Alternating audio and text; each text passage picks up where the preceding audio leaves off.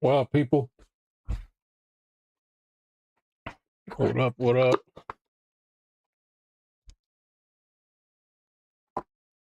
Another Tuesday. I think I'm gonna enjoy these Tuesday morning streams more than actual gaming.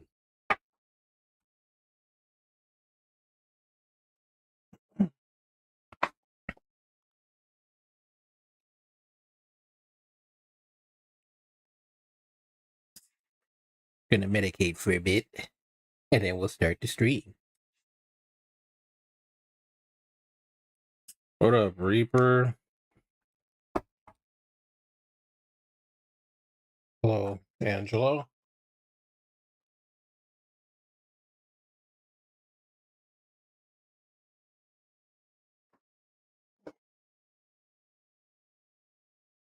I'll turn my camera on in a minute. I'm stuffing my face and smoking, so at the same time. Burrito in one hand, pre-roll in the other.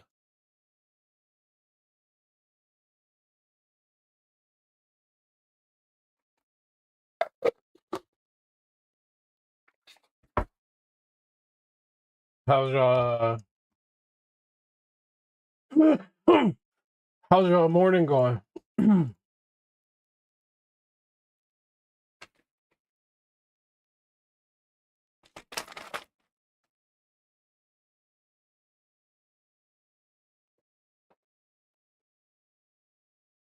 Do I need to adjust my camera?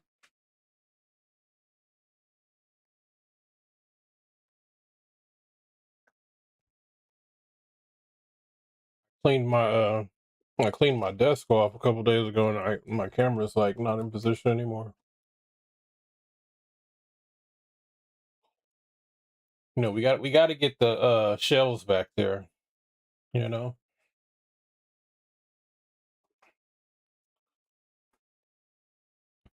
interesting. What?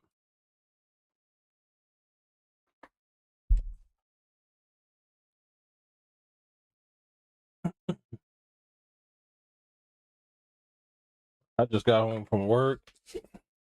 Well, I stopped and got food first, but yeah,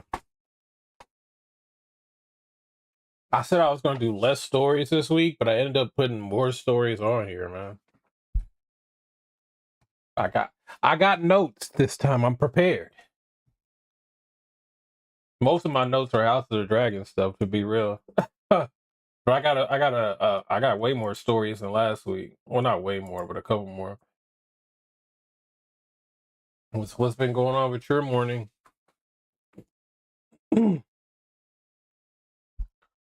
Oh, the music's not even playing, it's muted. Wow. I don't remember what volume I had it at.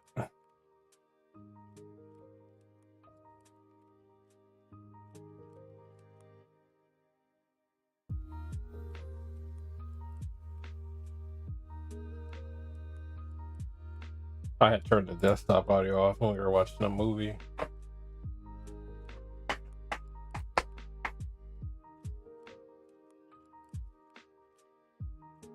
Yes, sir. My Friday, so I'm happy about that.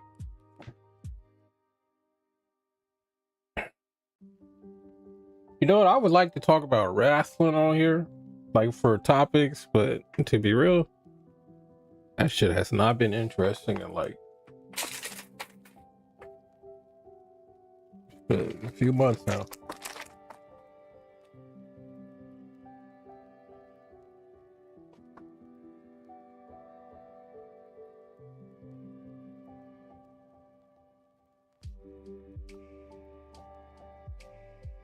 Yeah.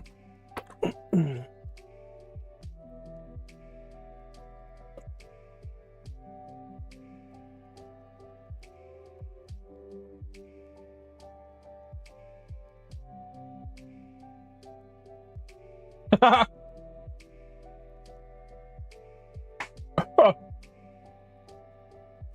are people so controlling, man? I think I'm gonna retire from dating just because of shit like that, man.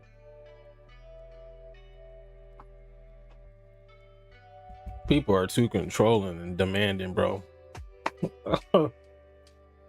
People got fucking their own weird hangups and shit. I'm done. I'm gonna die alone.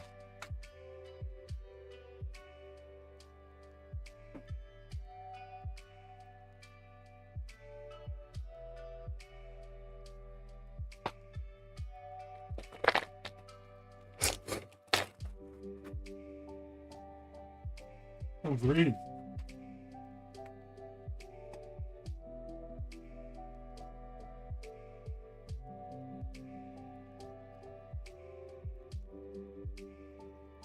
I knew when I was like kind of fed up with dating when I was talking to this chick this couple years ago. And she was saying like when she's in a relationship with her man and stuff, and if they eventually get married, she was like, I don't want to be around him all the time. Like, I want to have separate rooms. I want to sleep in separate rooms. I'm like, what? Okay. That's what we're doing now? I want to have our own bedrooms. Like, what? That shit blew my mind. But hey.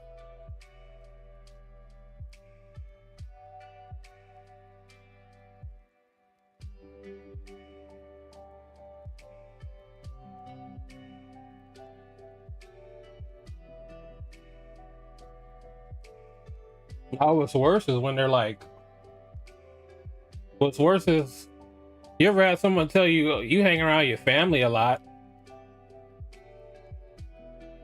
and what you're really attached to your family, huh? Yeah, I love my family. Is that gonna get in the way between us? I'm like, what? We just started talking yesterday. Anyways.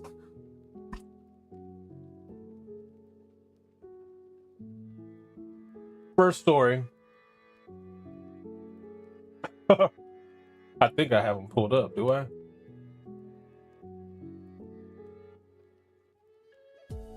I do not. I was not prepared for this, but it's no big deal. I got the links right here.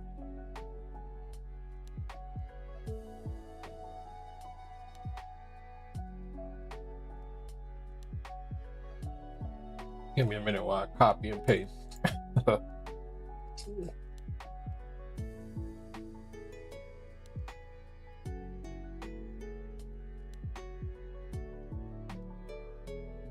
Yeah, man. Can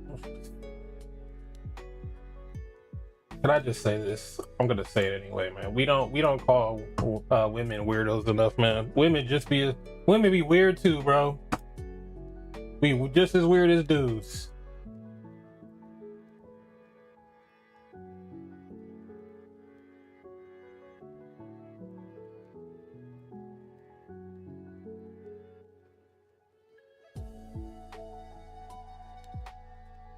And Tinder is a literal cesspool.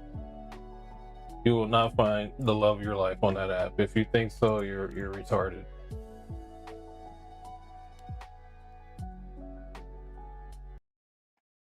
Oh no, I ended the music. That's okay. I think it started at the song we were at. I mean, we started on.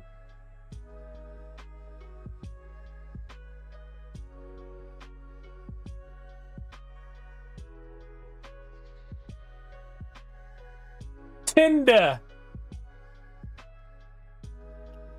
That app sucks. Bunch of weirdos on that app, bro.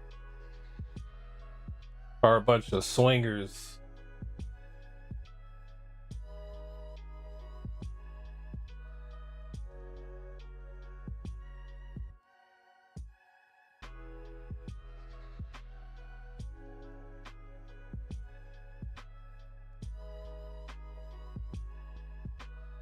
Motherfuckers be on Tinder sharing their wives.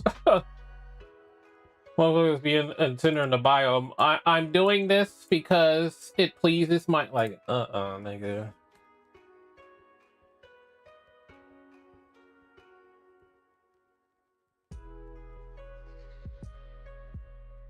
A cuck. This is why I get fucking emails saying my shit's flagged. Cause what I be saying,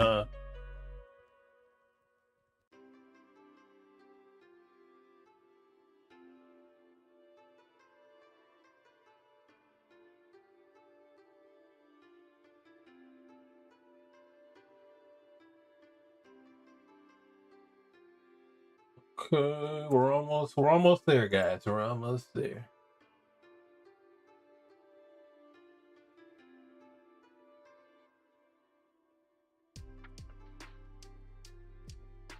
Almost made me call him out his name.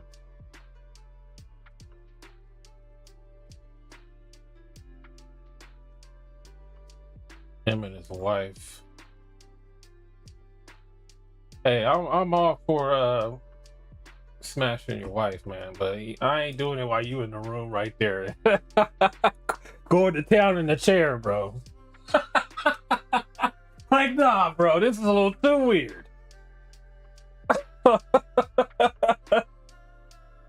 No. We're not doing that, dog. Anyways, this is a gaming channel. We talk about nerdy shit.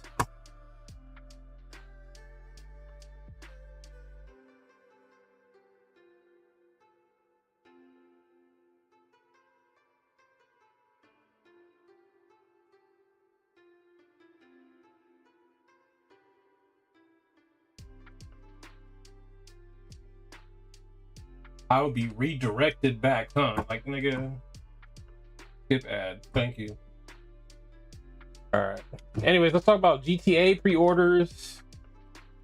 Did y'all pre-order GTA? I think I asked you that already, Reaper.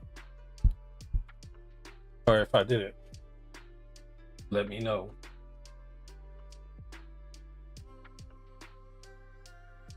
We got the $80 standard edition and the $100 ultimate edition. I'm trying to pull my screen back up. Didn't pre-order? Which edition are you guys getting though? When y'all do get it, or if you got, well, I know Reaper's getting it. Are you gonna get it?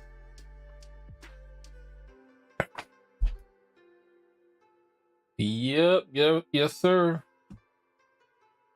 Pre-orders, and supposedly it's gonna come with a free month of GTA Plus, whatever the fuck that is.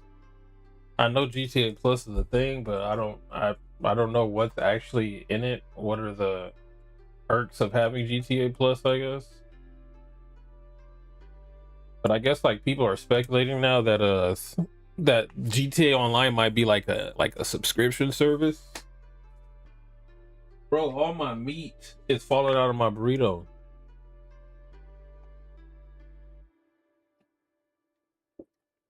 You wanna see me play first?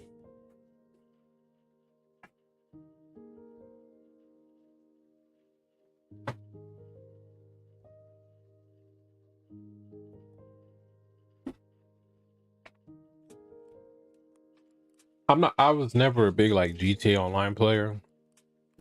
But like, how would y'all feel like if it was like a subscription service to like play GTA Online, like to have your characters, not one character, you have to pay for each character. Imagine. But if that was the case, what would be the most you'd pay for that service? Put money in my account to buy it this weekend and just never turn on my PS. Hey, it'd be like that. And then you're like, wait, what's going on? This came out. That bill came out. Now I don't have money for the game. That's stupid. I mean, it's not confirmed, but you know, a lot of people are speculating that might be the case. That might be the case for good old GTA 5.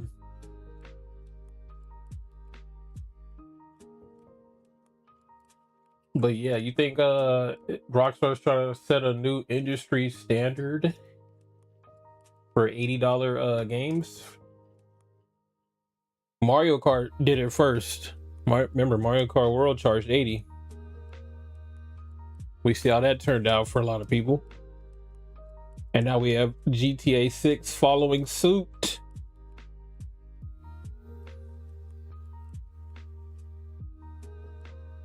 Nah, I'm playing story mode on PS5 only. I'm not paying for any multiplayer for that game. Would you play it if it was free though?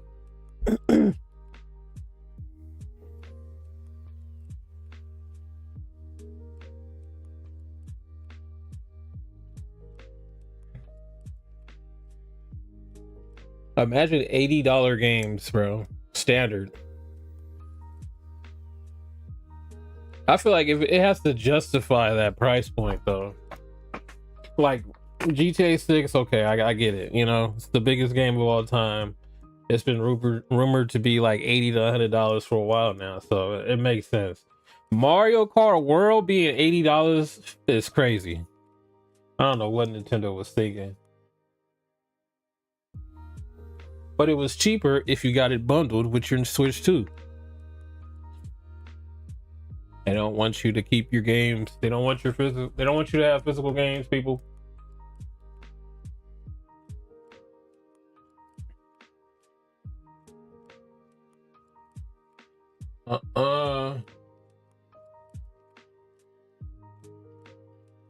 If this is originally, I'm never touching all favorites free. I'll wait for a PC port to play online.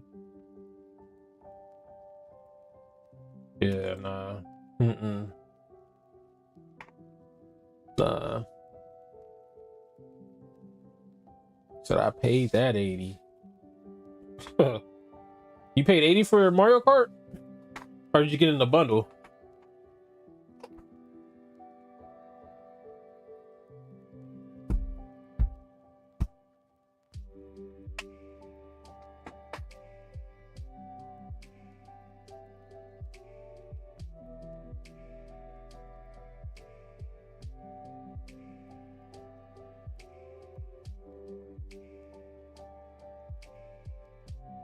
I forgot how. I think it was like $10 cheaper, or probably 20 if you just got it bundled with the Switch.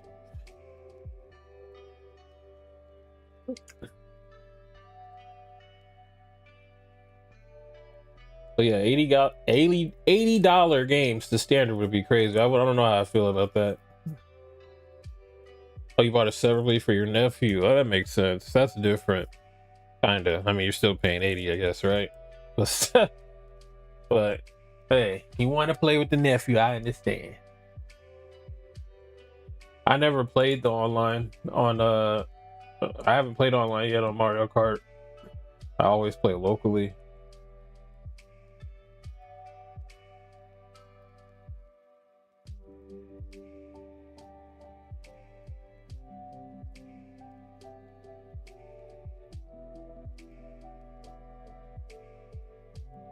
But speaking of, let's pull up this article right, huh? From Insider Gaming. By every story? Okay, cool. It says 80% of people, from Tom Henderson of Insider Gaming, June 25th. Over 80% of people we polled are buying the $100 version of GTA 6. A poll with over 10,000 submissions show that over 80% will buy the $100 Ultimate Edition of GTA 6. I feel like this music's too loud, low key.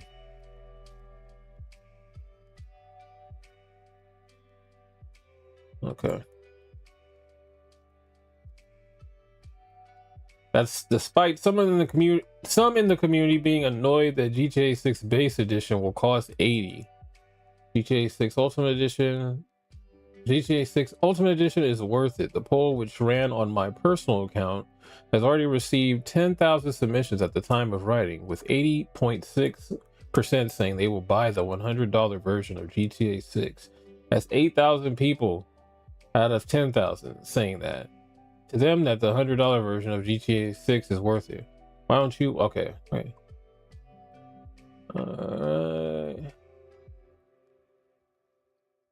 So yeah, most people are buying the Ultimate Edition of this game. That's what I'm saying. Like, you ain't trying to miss content. It makes sense, you know. And given that it's just $20 more, it's like, okay. Oh yeah, 80%.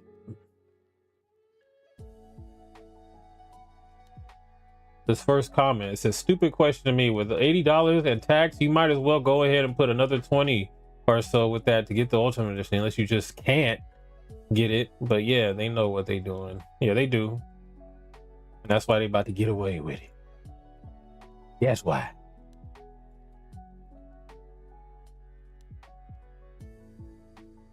Hey, we'll see. We'll get those numbers. We'll get those numbers on launch day. To be real, they could probably pull up those numbers now. But they want to wait until, you know, all the money came in.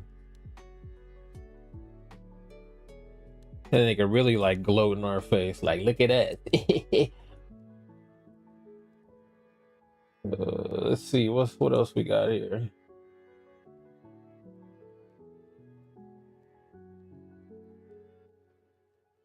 Oh yeah, another GTA story. Okay, did I not? Okay, I did tag that. Okay, we already talked about the game shipping, and I'm pretty sure you guys already know the physical edition is not coming with a disc. You're gonna open the fucking disc. I mean the case up, and there's gonna be a code there, bro. Here's your game. Enjoy the case. Yeah, a lot of physical media collectors like myself, we don't like that shit, because it forces us to buy the digital edition. But we could wait, but come on. No one's trying to miss out on the biggest game of all time, bro. So people are already planning the double dip. I'm planning the double dip whenever they do release one.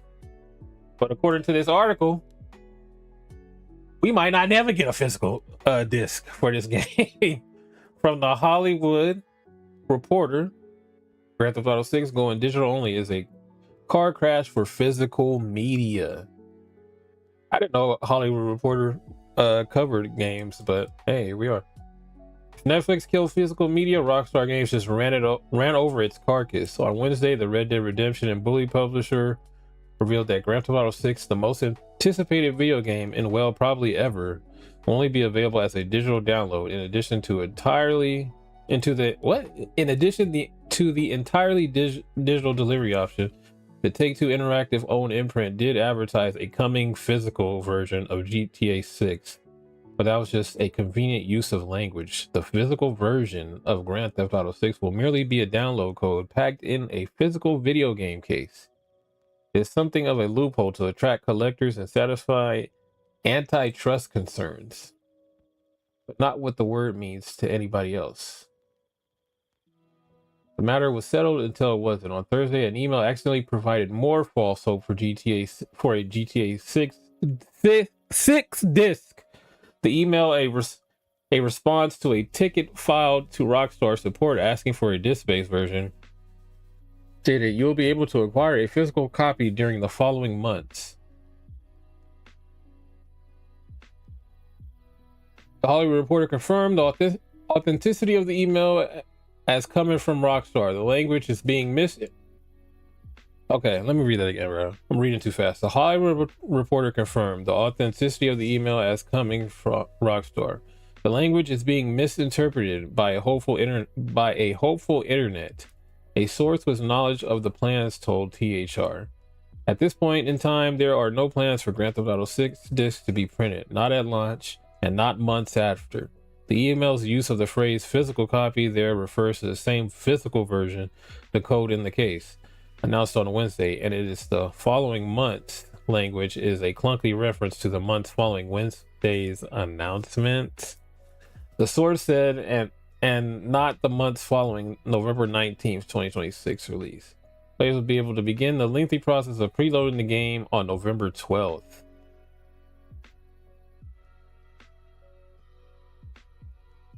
Yeah, so that the rocks, someone got an email from a ticket they punched in a Rockstar, giving them false hope saying, "Oh, a physical disc is coming in the coming months," and basically Rockstar said, "Nah, that's some bullshit. Y'all just misinterpreted. Y'all read what y'all wanted to read, I guess." So, is this game ever going to get a? Is it ever going to get a disc version?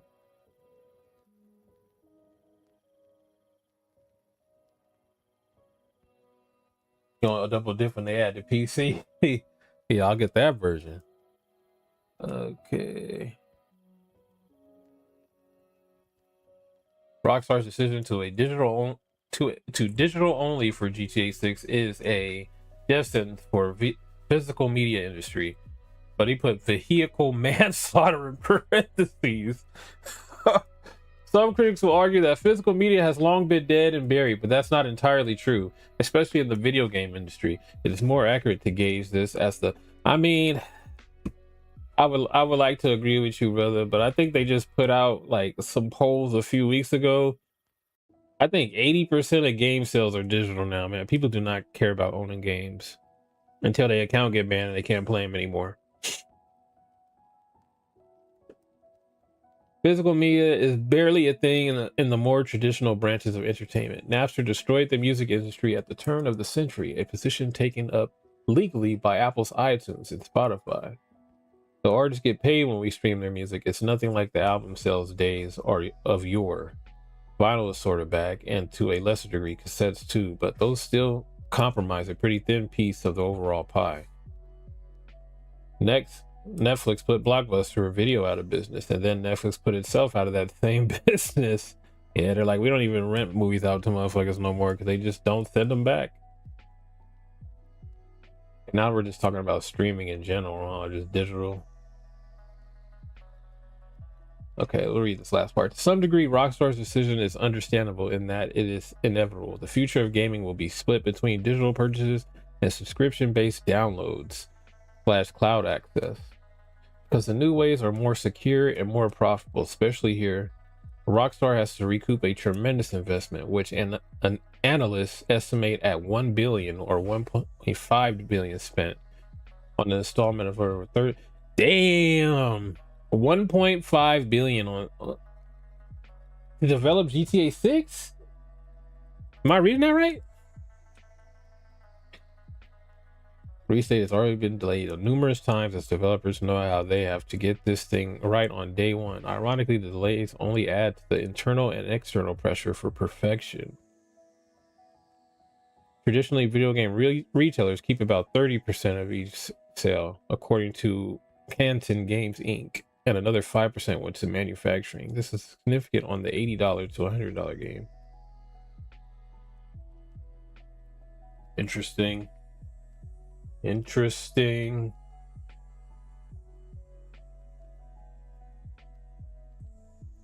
I also read like another thing, like Rockstar was afraid of like the game being leaked if they did like physical, like actual disc.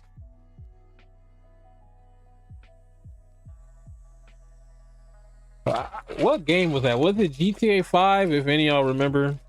Or was it like Call of Duty or something? Motherfuckers stole a whole like truck full of like the game. And there was like copies being sold online and shit weeks early.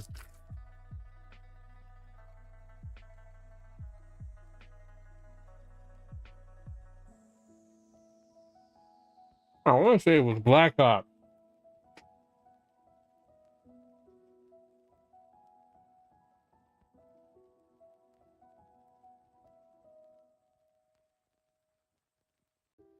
It was Call of Duty?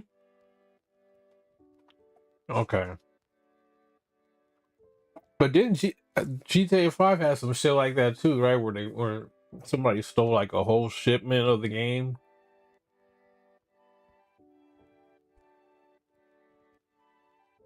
I'm gonna look this up. But first,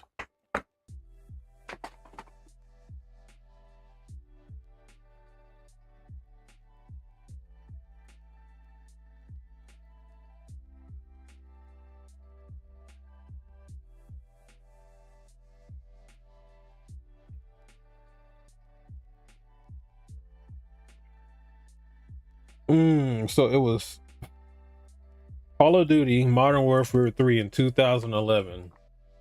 In a coordinated set of heists in the Paris suburbs, armed bandits in mass vehicles stopped and hijacked two separate trucks. They tear gassed and threatened the drivers, making off with approximately 6,000 copies of the game. And then Uncharted 4 in 2016, Sony Interactive Entertainment confirmed that multiple shipments of the PlayStation 4 exclusive were stolen while in transit to retailers in Europe. The breach prompted the studio to issue a public warning urging fans to avoid early copies and spoilers.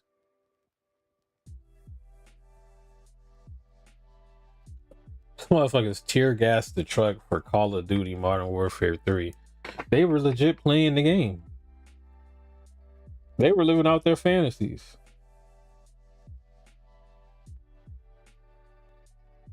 Can you imagine that, bro? Can you imagine seeing that? Can you imagine motherfuckers just robbing a truck full of video games with tear gas and shit and weapons?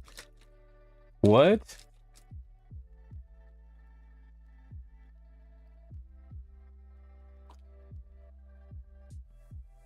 That's crazy.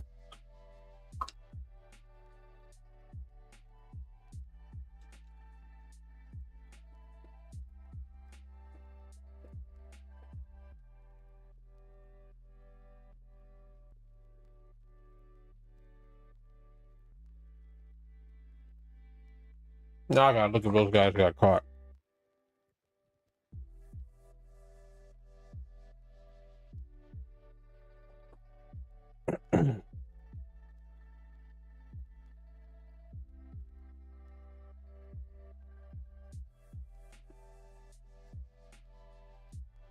Damn, the hijackers in both cases were never publicly caught. They successfully completed the heist and disappeared.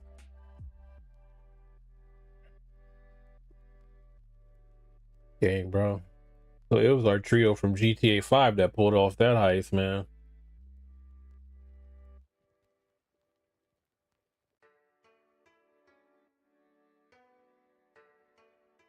France and the United Kingdom, they don't play out there. France really wanted their Modern Warfare 3.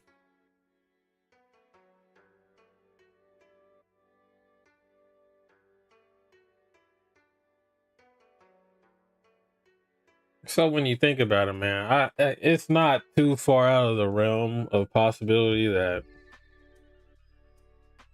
them discs could have shipped like end of October, and then motherfuckers would have hijacked those GTA 6 discs, man. Everybody be playing the game early. A nightmare for Rockstar, bro, because they already had their game leak a couple years ago. Insider job? You think so? That'd be crazy too.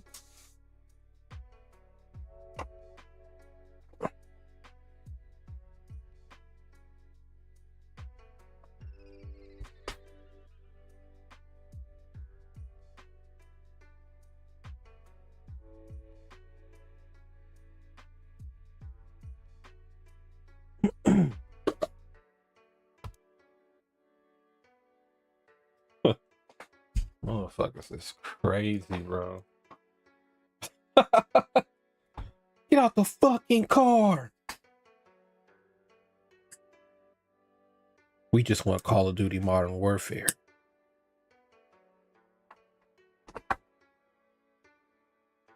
That's true, though. That is true. How did you know the shipment? That is true.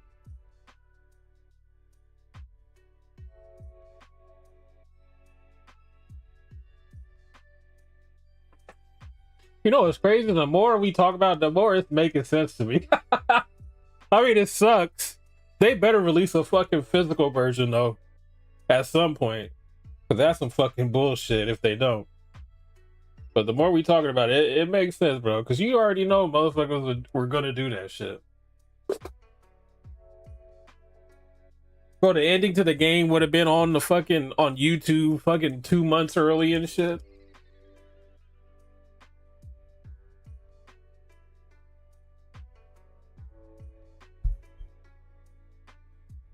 like The Last of Us, The Last of Us Part 2, that entire game was on YouTube like months before the game came out.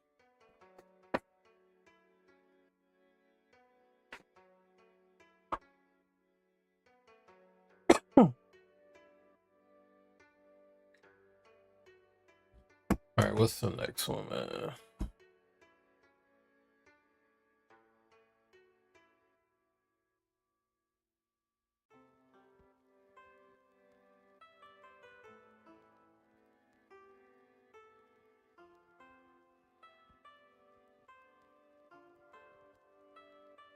Complete walkthroughs.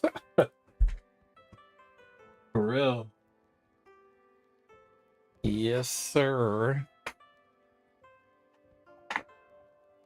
So they have all the packages, locations, and shit.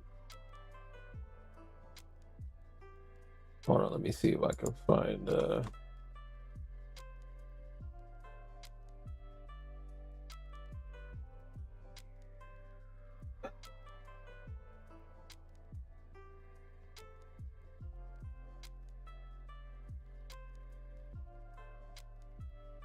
I took a screenshot.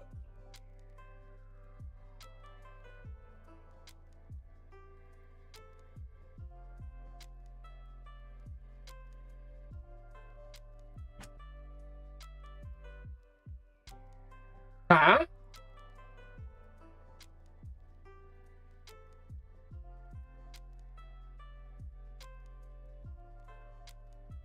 Oh, it might be in here.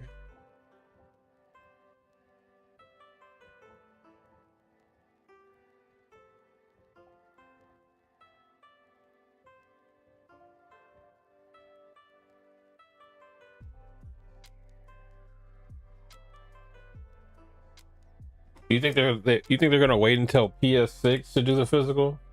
You asked for it. Now it's here.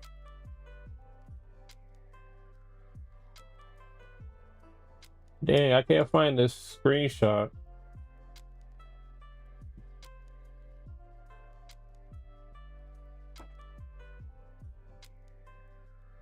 Anyway, let's talk about these RAM prices.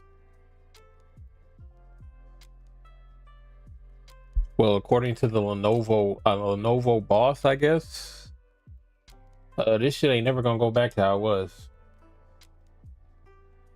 It says Lenovo declares a new normal for higher memory pricing in the 2030s, while Microsoft forecasts its prices to double again in a year. Oh. So basically, future consoles are gonna be expensive as fuck. You know, PS6 probably be getting into the 1K range. If you were hoping we might get a weekend without any more bad news on the RAM front, that hope is about to be crushed, courtesy of Lenovo and Microsoft. And there's a side serving of blame for Apple too. First off, as German tech site Computer Base reports, over at ISC 2026, the High Performance Computing, AI, and Quantum Conference in Germany. Oh shit, they got a whole conference dedicated to this. Lenovo said that RAM prices will likely never fall back to the pre-crisis levels of a year ago, even after the bolstering of chip production output that's coming from 2028 and onwards. Yikes. This is from Tech Radar, by the way. Lenovo seemingly said, Lenovo, who at Lenovo though? They're just saying Lenovo as an entity. Was it like some faceless silhouette on the screen saying this? Lenovo seemingly said never, accompanied by some on-stage laughter, according to Computer Base and the tech site. Clarifies that this I hate when they do this shit. And the tech site clarifies that this is really referring to the next 5 years, or maybe a bit more for the RAM industry, and not an absolute future. However, the report then goes on to mention that Lenovo sees a new normal from 2030 onwards with significantly higher prices than the pre-crisis levels, even given increased production. On top of that, Microsoft just announced hefty price increases for Xbox consoles driven by the RAM crisis. The firm stated Unfortunately, console storage and memory prices have increased by more than 2.5 times, and we expect another doubling by fall 2027. Yeah, that's why I was trying to pull up the screenshot of the Xbox prices, man. They're going up in September, I think. Did I just read that? Yeah, so Xbox Series S is going up to $499. Series S 1 TB, $599. Xbox Series X 1 TB and all digital, $749. And the disc Xbox Series X 1 TB is going to be $899. $899. Oh man. And I'm sure the PS5 is going to get another price hike at some point, bruh. Okay, where were we at on this article, man?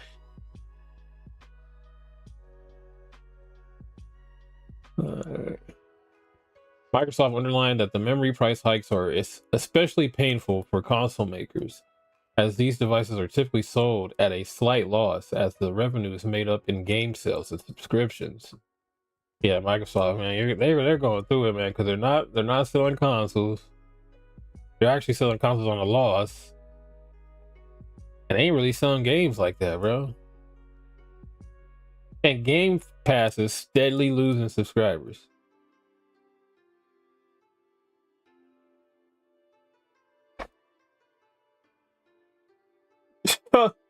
Wait, what? I hate AI, bro. Like, it was cool seeing Michael Jackson order a double double at In-N-Out, but this shit is not.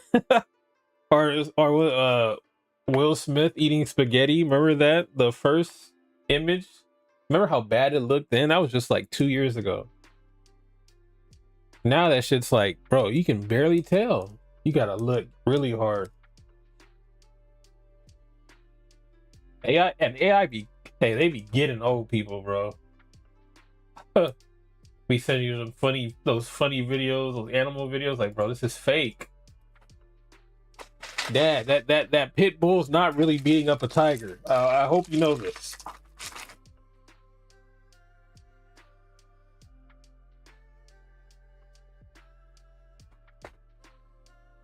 Why are you sending this to me?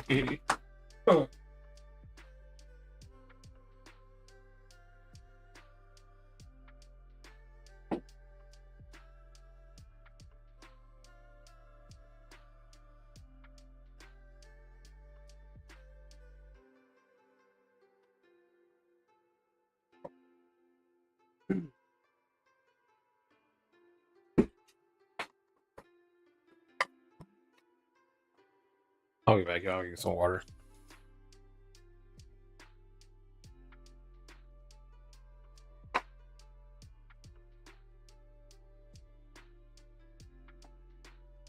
Hey, for real though.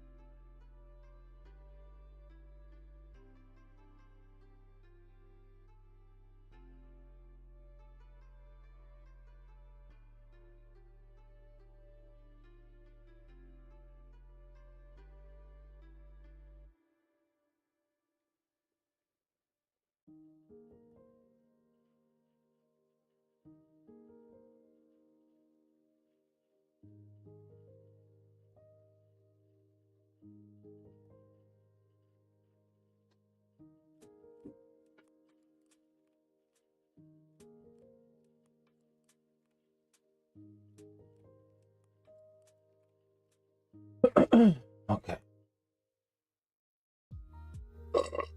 Excuse me.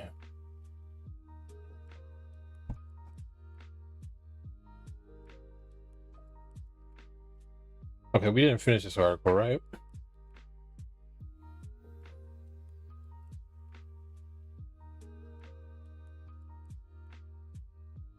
Lastly, WCC, whatever, also spotted that Micron has fired some flack at Apple. Although the memory chip maker didn't name Tim Cook's firm specifically, but it's clear enough where his shot was aimed. As Rolf Winkler, who reports for the Wall Street Journal, explains in a post on X, Tim Cook says the memory guys are at a fault for Apple raising prices.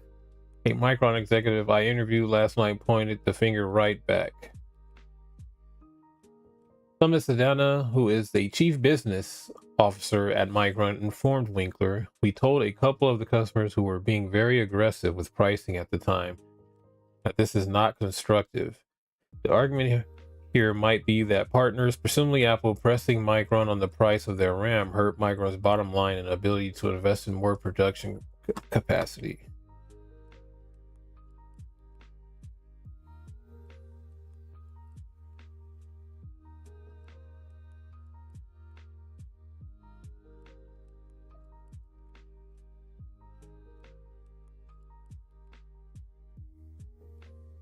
The future's looking bleak, man, for us brokies. For us common folk. This is too bright. I'm gonna keep it on here for a minute.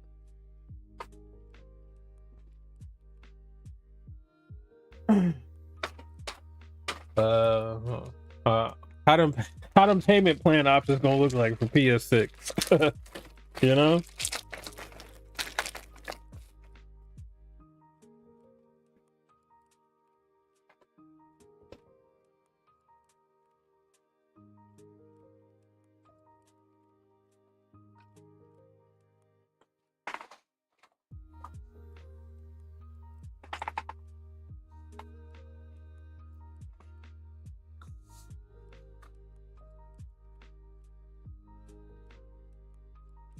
Was I chewing in the mic? Can you guys hear me? My bad.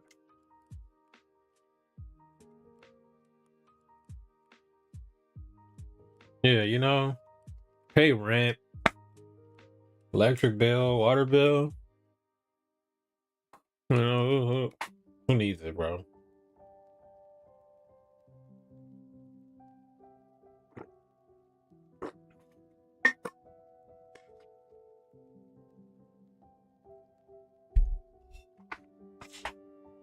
You know what? I don't even think I need electricity to play my PlayStation 6. You know, I just have it.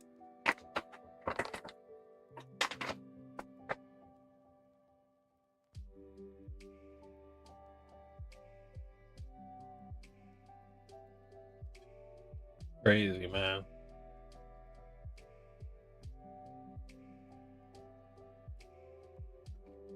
Crazy the times we in, bruh. Remember when consoles were $200?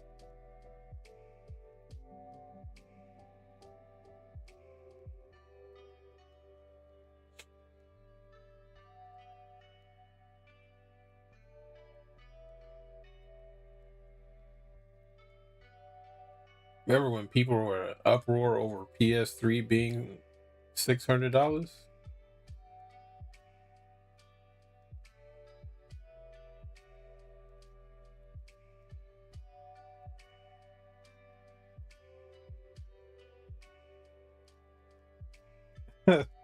Right?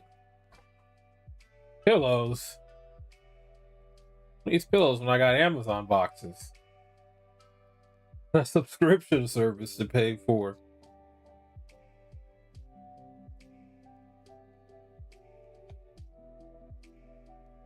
I have a mansion on GTA Online. That's what matters.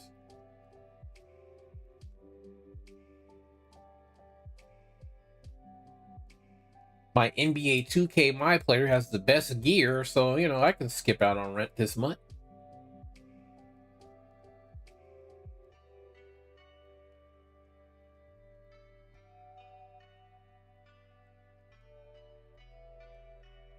I love the PS3. That's that's my favorite PlayStation.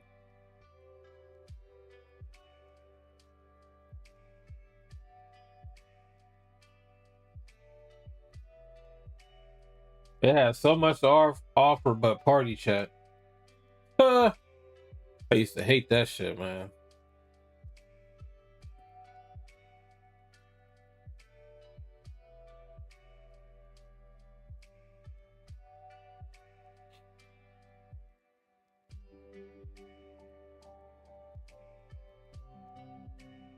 And the PlayStation Plus was free. Like, what are we doing?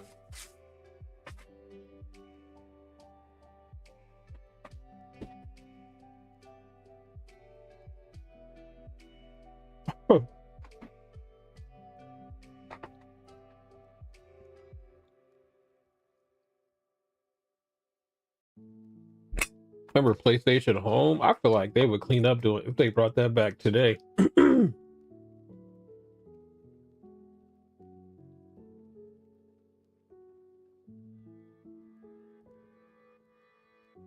Because everybody's all into their cosmetics and spending real money on their virtual dolls anyway. So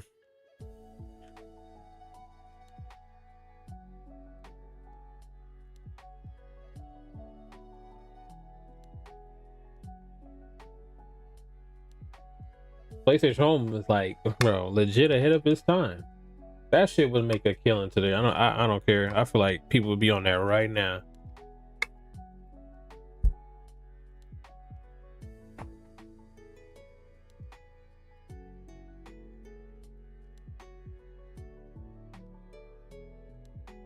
PlayStation 3 also had Uncharted. Like, what? Metal Gear Solid 4.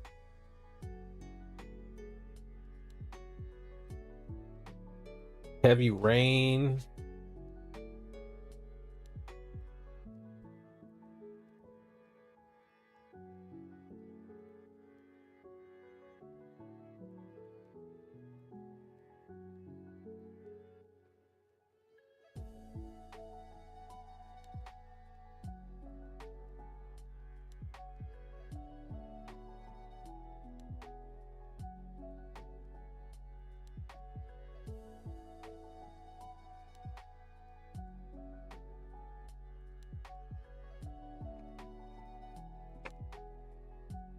Favorite PlayStation and favorite Xbox. Name them.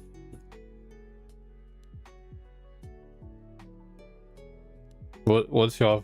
Hey, Nintendo. We'll say Nintendo too. What's y'all favorite of the big three systems?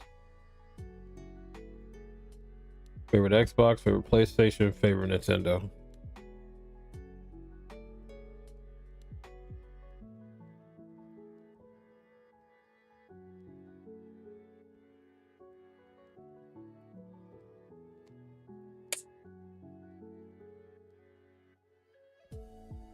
Forgot about the PSPs. PSPs are cool. I like PSPs. You can jailbreak them. You didn't even have to buy the games. You can just download them.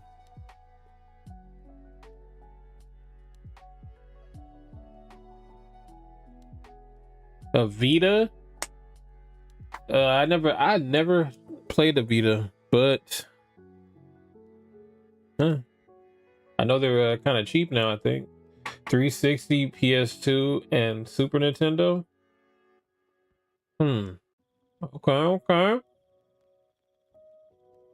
I say 360, PS3,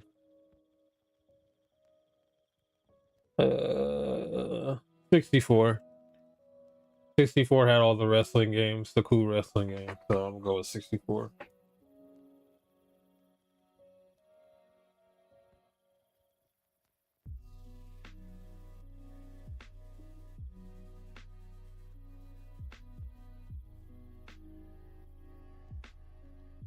PS2 is a close second though, because man, PS2 go to so many great games. I just Kingdom Hearts just pops in my mind automatically. The first two Kingdom Hearts games, Metal Gear Solid 2 and 3.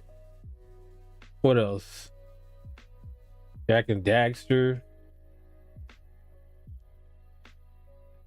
SmackDown series, SVR series.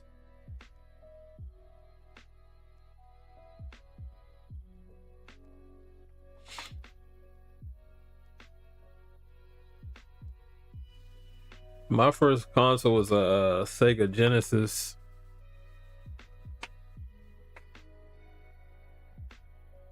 What up, Mecha? Mecha said, "Did someone say Kingdom Hearts?" Yeah, I'm planning on playing it soon. Probably when I finish Final Fantasy 7.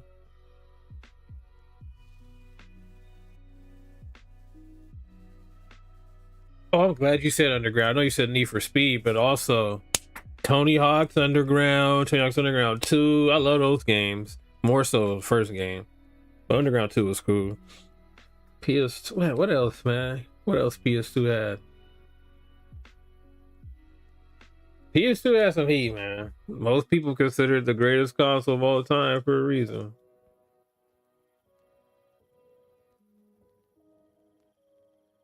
Trying to think of what else I played. I gotta go back in the memory bank.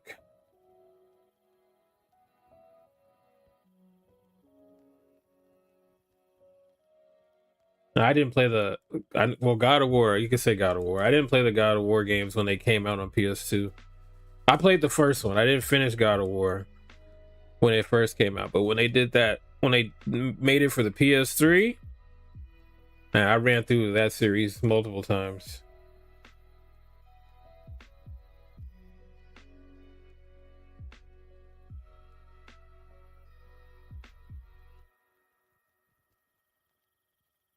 PS3 remastered a lot of PS2 games too. I feel like that's another reason why PS3 is big for me. PS3, I mean. But yeah.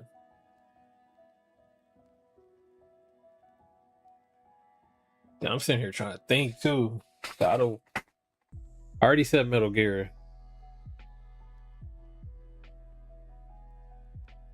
What up, Ahmad?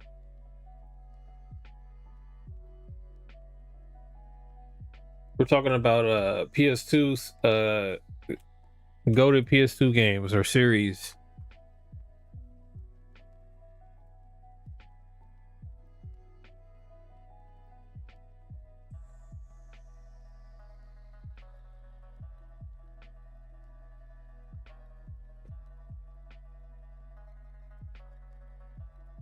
But yeah, Underground, Need for Speed Underground.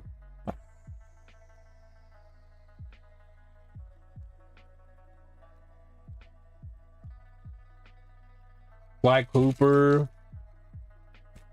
Forgot about that one. I miss Infamous, man. But Infamous isn't coming back, man. Infamous isn't coming back. We have too many superhero games on PlayStation now. That's Insomniac's making Infamous games, pretty much. Games look better on the PS3. For the 360, had more games to play on it. Yeah, it did.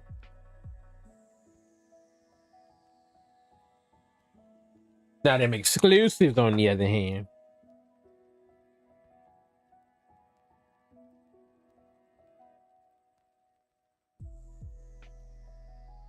I'm dropping food, y'all. The classics. Sucker Punch is like one at a time series now. Yeah. You think we're gonna get a new Ghost? You think we're getting another Ghost game?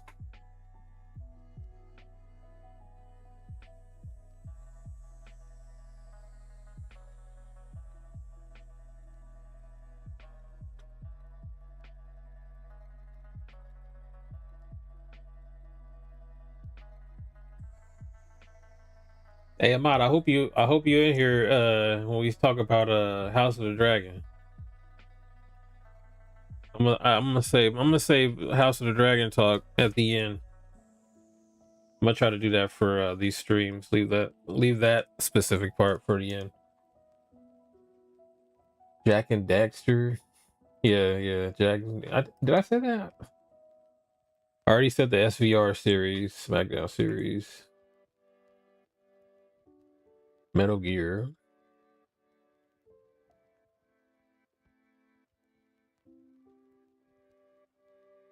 Fight Night.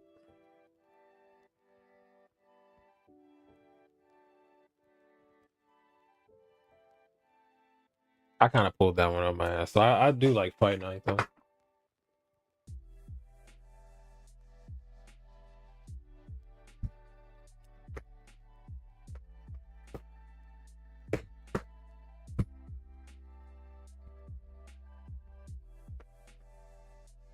You said you're not gonna be here by the end of the stream? Damn, you gonna miss the talk, man. You gonna miss it.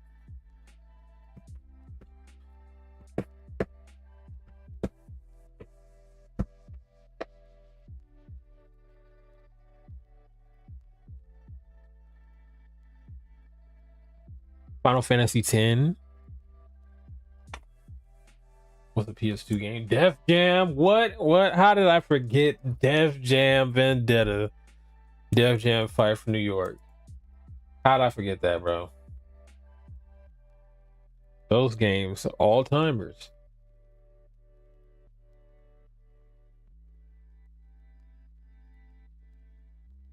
Which I'm planning to play those soon. On stream, probably. Not soon, but at some point this year.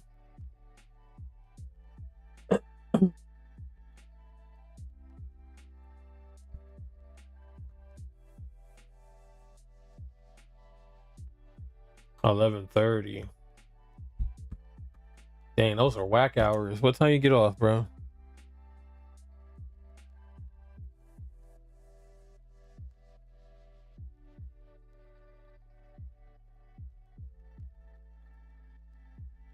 I got whack hours too, though. I should probably rephrase that or change those words. Whack hours.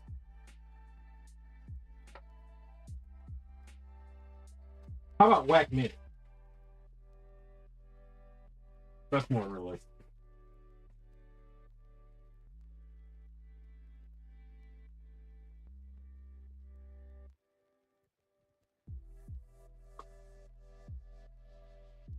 Sunday and Monday off.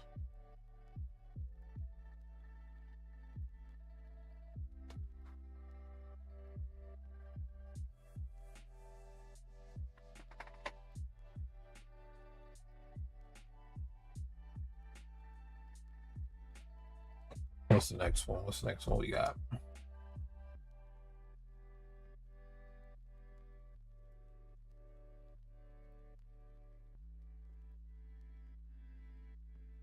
Oh yeah, Bungie layoffs. Talk about Bungie layoffs. Let's talk about from Polygon. Bop. Was that blocked? It probably was. Good. Bungie lays off most of the Destiny team after game's final major update. Just weeks after Destiny 2 received its final content update on June 9th, Bungie announced Thursday that the studio is undergoing a significant reduction in force. A post shared by the studio on social media notes that without continued development on its iconic live service game and its next project still in flux, Bungie cannot continue operating at our previous size. Keep in mind that these morons at PlayStation spent, what was it, $2 billion to acquire Bungie?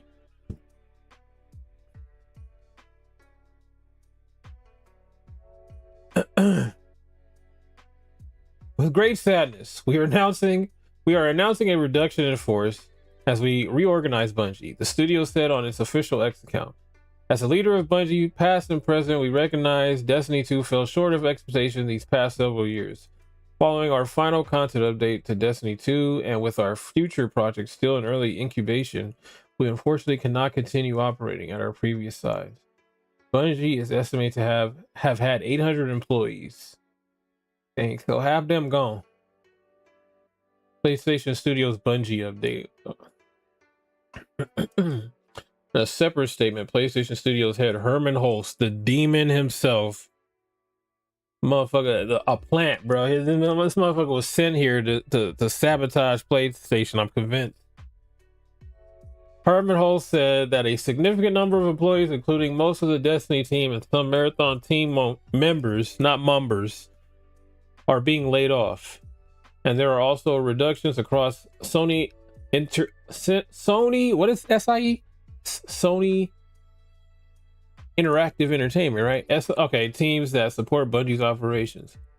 Holst said, let me read that again. And I'm just going to paraphrase it. There are also reductions across SIE teams that support Bungie's operations, Holst said.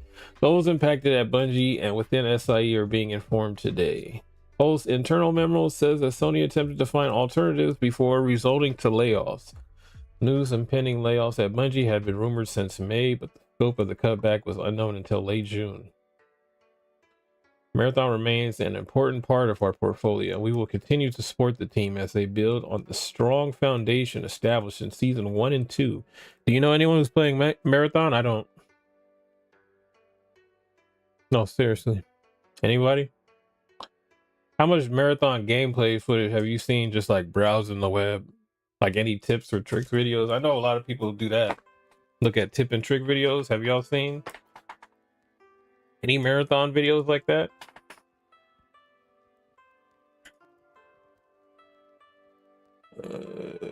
While it's too early to discuss, we are encouraged by the creativity and opportunities that lie ahead. Destiny's 2 final update. Although none, huh? That's what I'm saying. I'm sure gaming shit gonna pop in y'all feeds. Games I don't even look for be popping up in my feeds, but I haven't seen any Marathon gameplay. Nobody playing this, bro. No one is playing this. Shortly after, did I skip this paragraph? Destiny 3 does not seem to be in the cards for Bungie, but the studio is said to be in the early stages of pitching potential new projects that could take place in Destiny's universe. The live shooter shutdown alongside the massive layoff is happening 2 years after Sony purchased the studio. Oh, I'm sorry, 3.6. Earlier this year, Sony blamed a $565 million impairment loss on Bungie's unsuccessful development of Destiny 2 and Marathon. This goes all across the board, you know, on both sides. Xbox, Microsoft, Sony, PlayStation.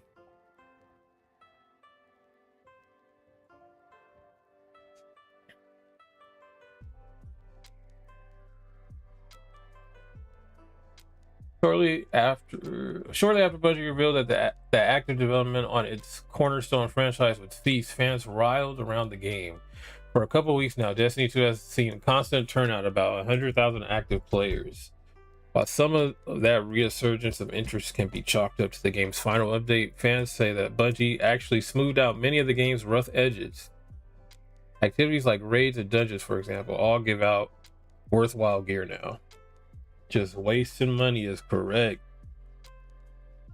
You know, I'm not big on Destiny. I played Destiny 1. I played the campaign.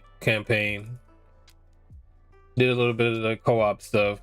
It just wasn't my thing, but I know it's a big deal to a lot of people, and it has a big player base. So that's crazy. That's just ceasing like this, man. Because I thought Destiny was fucking popular. Oh yeah, I was gonna ask you about that Reaper. Is Arc Raiders shutting down? I've seen people tweeting about Arc Raiders. And remember, that was supposed to be the second coming of Jesus last year, remember?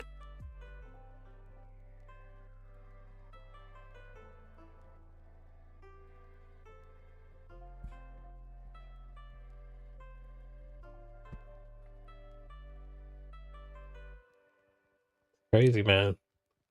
Crazy. It's at a point now, it's like, is gaming even worth it, bro? Look what's going on in the industry, dude. Look at these prices, man. Look at these motherfuckers losing their job, man. Pushing out these bullshit ass live service games.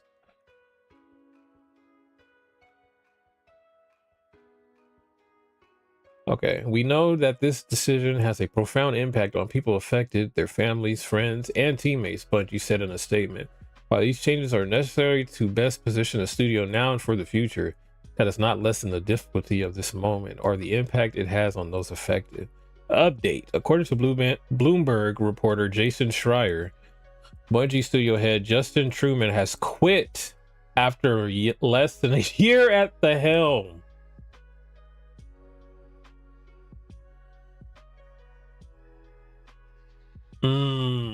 So they left. So they stopped updating, Destiny to make something else completely. Since standby mode until October. Haven't played it since April. I didn't know you played Destiny.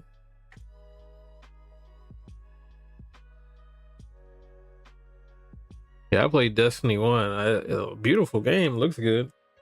I just don't understand what the hell I was doing. Or why I was doing it.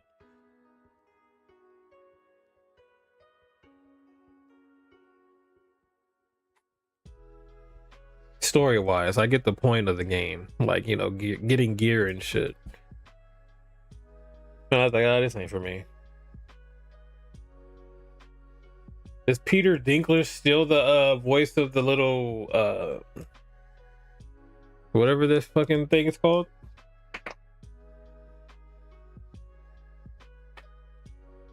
The little fake what was the little orb from Halo? What is that shit called?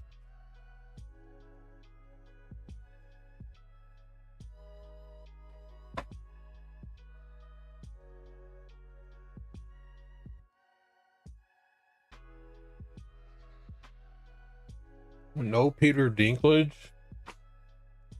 Oh man.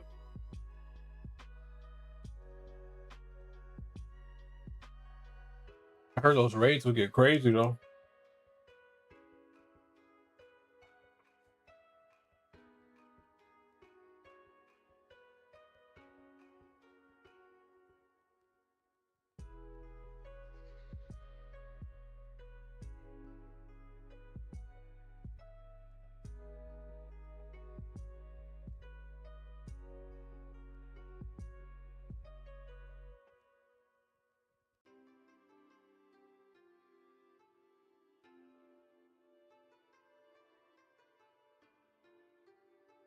All right, wait. What do I got here?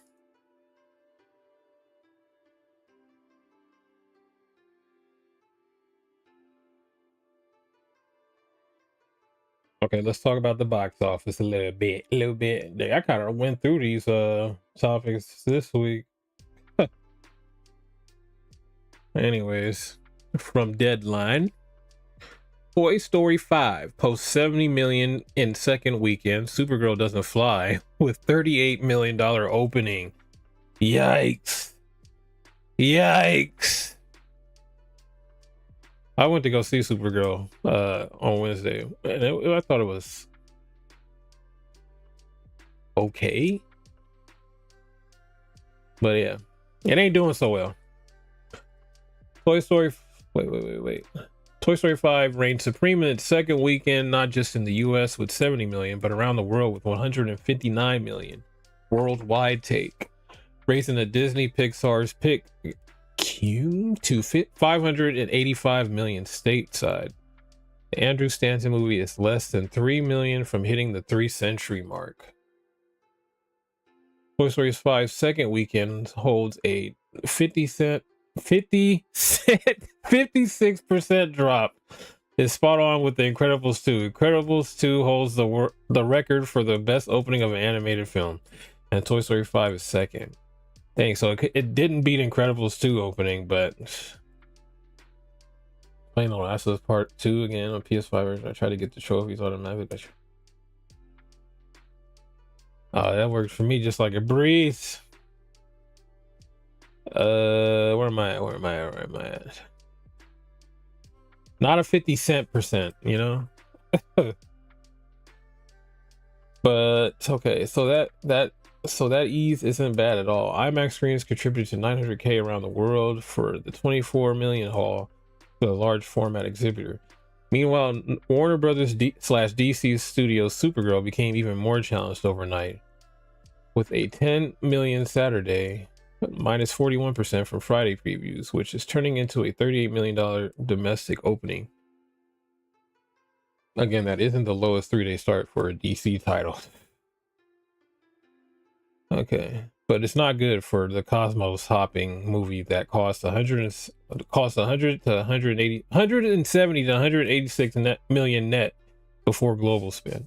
Supergirl's stateside start is lower than Disney and Marvel's lowest. The Marvel's 46.1 million, and it's got awfully close to that DC disaster. Joker Folie à Deux 37.6 million worldwide, was horribly low with a $68 million launch. The only nice thing to say about Supergirl is that she did very well in premium format screens, with 51% of her gross coming from IMAX and PLFs. The Craig Gillespie movie was shot for IMAX, and the exhibitor says that with a near 20% share of the weekend, its highest opening weekend indexing of any superhero movie in IMAX history.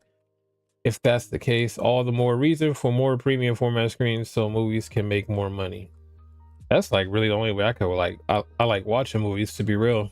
If it's like Adobe, I can't do the IMAX, not in my theater, because they don't have recliners, man. Them seats suck. Supergirl was 10.9 million with 3.5 million from the overseas and 250K from China. Oh, you accidentally deleted it? Novice move. AMC Lincoln Square with 126K. So far, it's the top grossing venue for Supergirl. This was followed by AMC Burbank, AMC Empire New York, AMC Universal City Walk, Los Angeles, AMC Century, Los Angeles, AMC Disney Springs. Okay, these are the highest earning AMCs. Okay. I didn't know that. Hey, Lincoln Square. What is that, New York? No, that's... Who knows? Anyways, the tepid opening of Paramount's Jackass Best and Last, and the lowest start ever in the franchise at 8.4 million.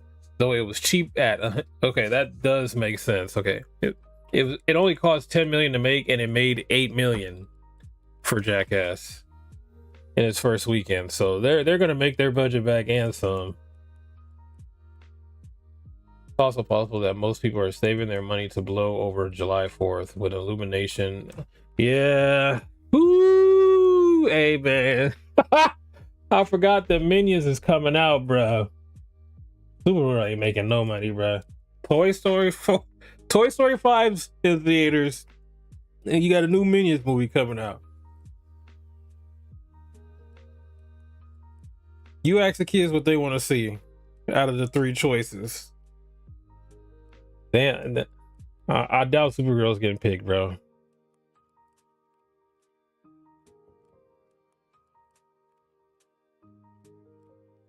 Supergirl is being bullied by fanboys and critics, huh? For not being good enough. What does that even mean? The movie sucks. If critics think the movie sucks, they think it sucks. They're not bullying the movie. It's hard to live in Cousin Superman's shadow. Even though the overall domestic weekend for all movies is at 158 million, it's minus 32% off last weekend when Toy Story 5 rallied the biggest frame of the year with 231.3 million. Note the annual and summer box office still wonderfully intact at 4.7 billion for January through June 28 period. Hey, but I was reading that the reviews for that Jackass movie is like really good. It's getting like high reviews, surprisingly. I was thinking about watching. I might have to watch those Jackass movies. I haven't watched them in a minute, man. Even though Motion picture industry is plus 15% over 2025 and only minus 9% off the same frame in 2019, which already hit 5.5 billion. This summer has officially crossed 2.1 billion, plus 17% over last summer at this point in time, and nearly even with 2000. So yeah, looks like the box Supergirl ain't doing good at the box office, but theaters are doing pretty good this year, man. We love to see it. As a movie goer, a movie enjoyer. So these are the top movies from last weekend, box office wise. Toy Story, Supergirl, Obsession still in the top 10, bruh. Obsession been out how long now? Jackass at number 4. Dang, so Obsession beat out an opening movie, bro. Disclosure Day, Backrooms, which I thought sucked, but you know, don't let film Twitter hear that. Scary Movie still making money. Bleach in the top 10, an anime movie in the top 10. Love to see it. Masters of the Universe at number 9, and Mandalorian and Grogu at number 10.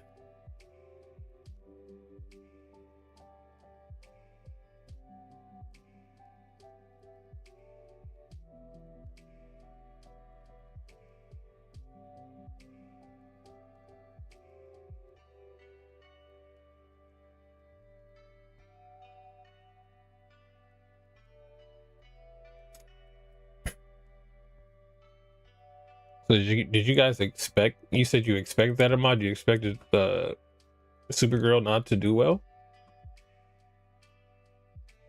Is that what you're telling me? I mean, I didn't expect it to make a lot of money, but damn, bruh. 30 was that 37 million the opening weekend?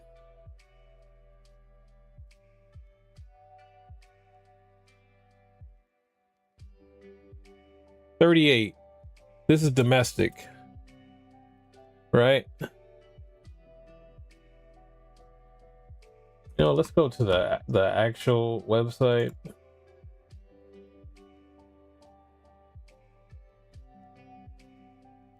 Bro, what's going on with my mouse?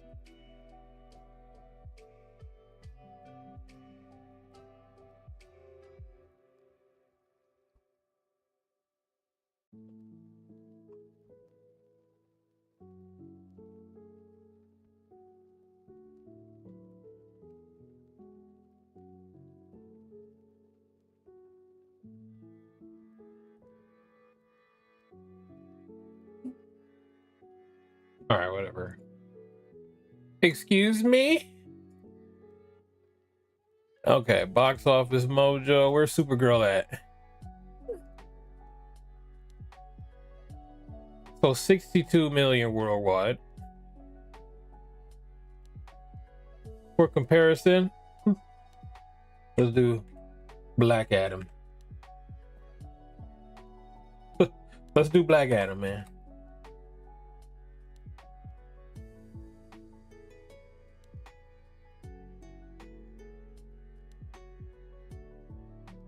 Okay, so it ain't well, this is his overall run.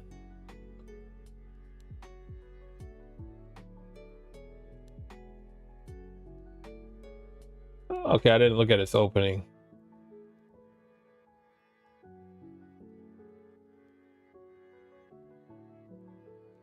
Dang, it did open more, huh?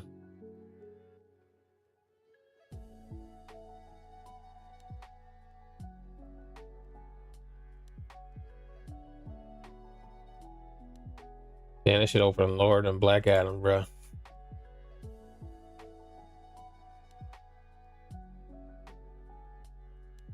What about Blue Beetle?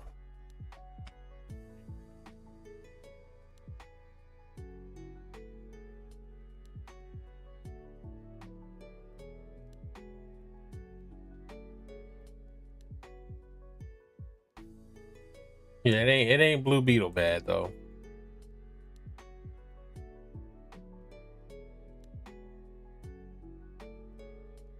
It ain't the end of the world, man. Not for DC. I mean, it's a loss, but we can't win them all. Can't win them all, James.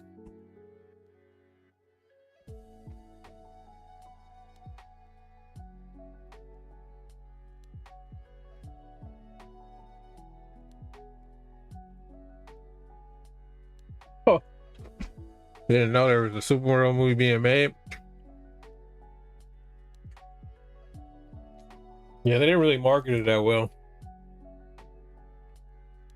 at all, really.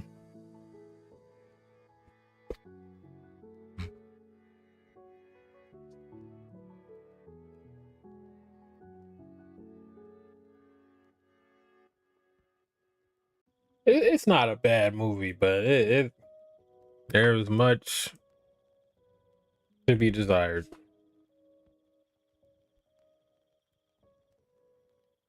There was some stuff. There was like Kryptonian stuff that was cool that they showed in the movie.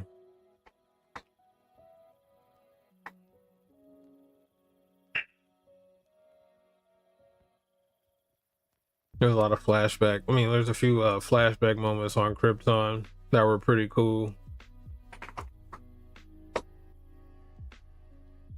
And then Jason Momoa was cool as Lobo too. He was pretty good actually. Unnecessary, but cool.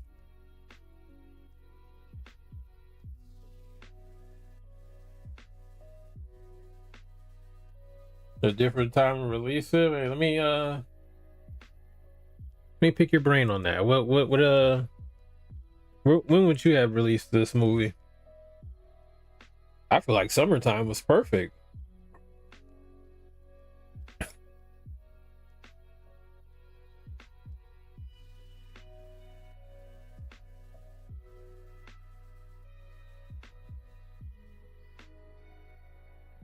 And then like the next, I don't know how real this is, but I saw something earlier. It was saying the next greenlit movie on for DC was Bane and Deathstroke movie. Cool, dope idea. Nerdy ass motherfuckers like me and you, we like that, bro. We'll go see that. But is the casual, every average Joe gonna go see a Bane and Deathstroke movie, bro? I don't know, man.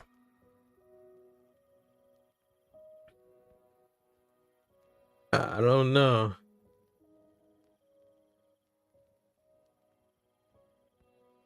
August?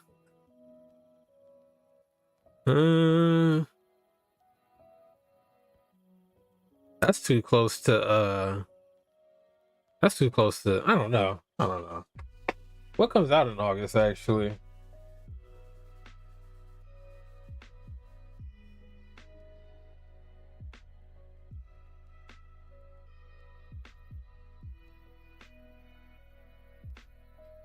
I don't think this would have helped this opening at all, to be real. But I am curious to see what movies are coming out in August.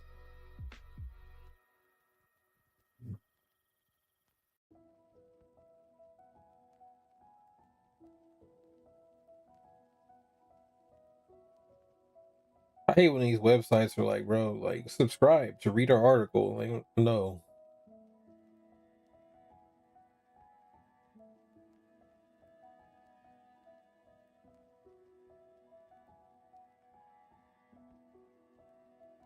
Yeah, I feel you, man. That's how a lot of people feel, Reaper. Like superhero fatigue, man.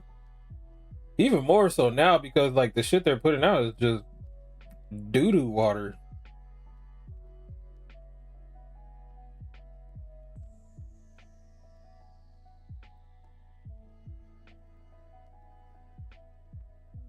Bro, this website only got the Willy Wonka re-release in August.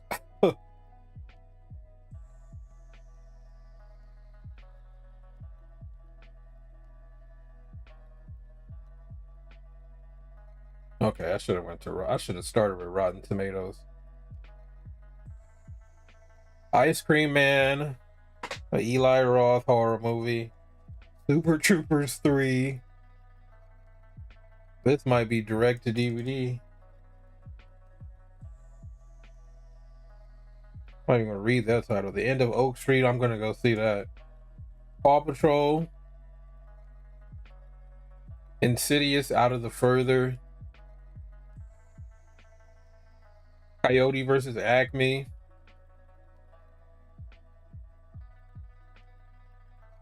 I mean, Supergirl could have maybe did a little something in August. Cause there ain't shit coming out in August. Super Troopers 3, bro. That shit probably direct to DVD.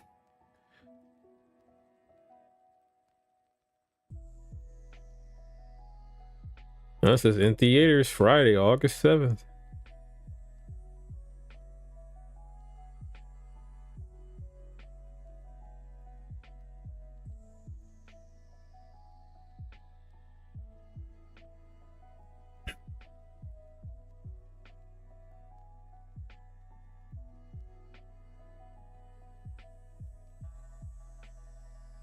You know, fucking Gen Z and shit. There's gonna be a fucking online bullying storyline and shit.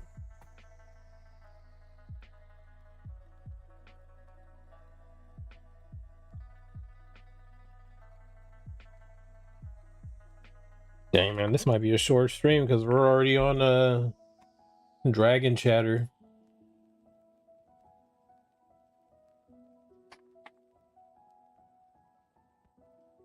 I've never seen them, to be real.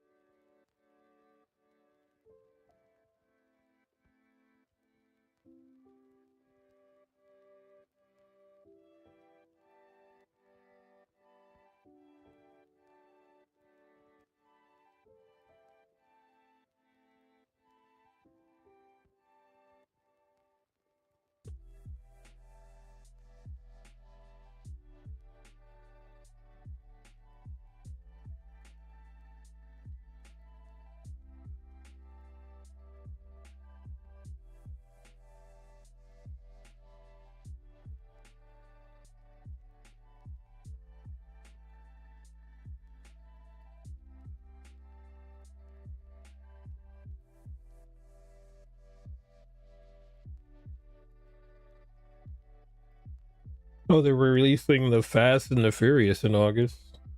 Huh.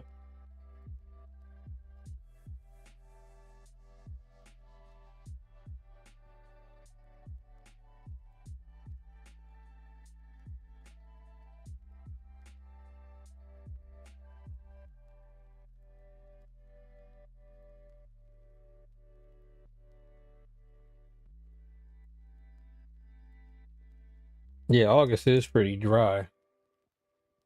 It's pretty dry.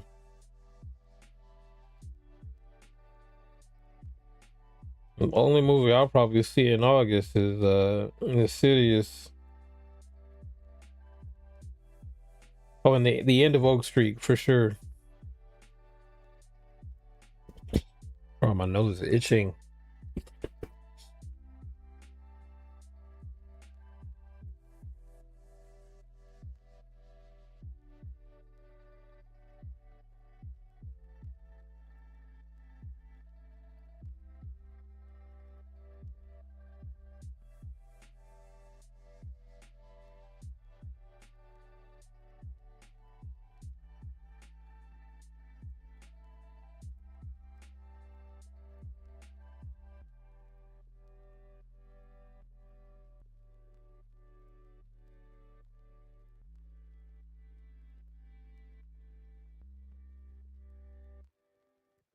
What you got going on right now, Reaper?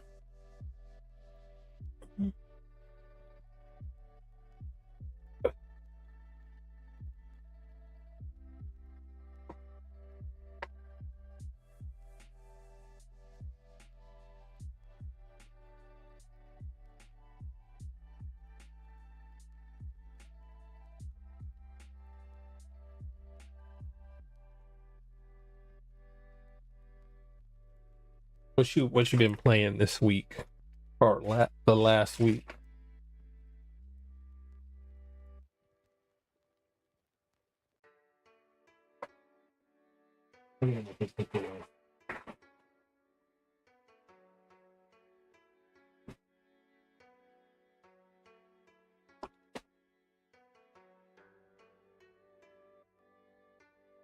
Welcome back.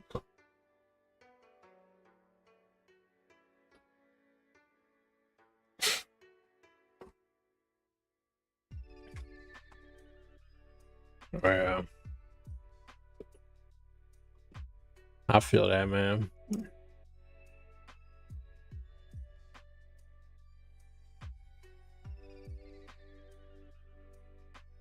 Me too, bro. I watch a lot of live streams. All right, Ahmad, I'll see you, man. We about to start this dragon chatter, man, in a bit. Hey, have a good one, bro. Don't work too hard, man.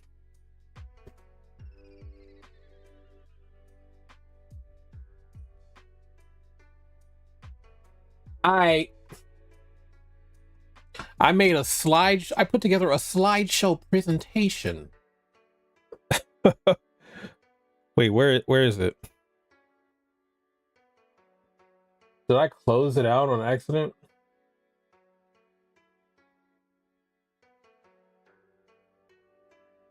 I did. I had it on this screen, but we're gonna start a little. We'll just press it and then.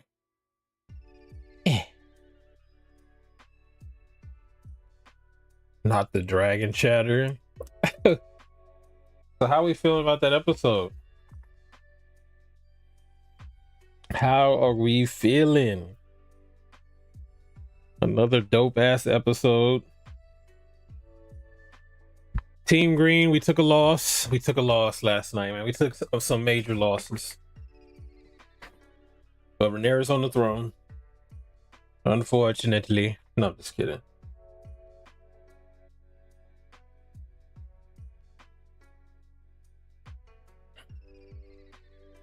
Did you cry when Rhaenyra? I did. I already knew you were gonna say that. Say, I already knew. When Rhaenyra was holding Jace, when Baela brought his body back, Rhaenyra comes in the room. What have you done? That moment of just disbelief and denial, bro. Like, Jace, what have you done? Jace isn't answering. He's gone, Your Grace. He's gone.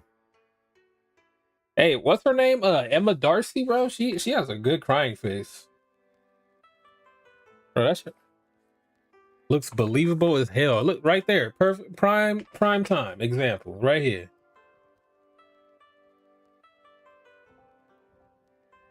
She kept talking to him, bro.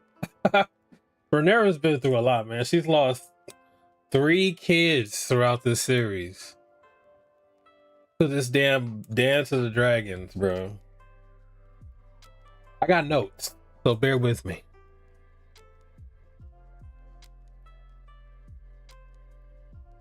Yeah, they got to talk about Alan and Baela. They was looking for Corlys. Then Corlys gives Alan his name, bro. MVP moment right there. MVP moment. That was dope.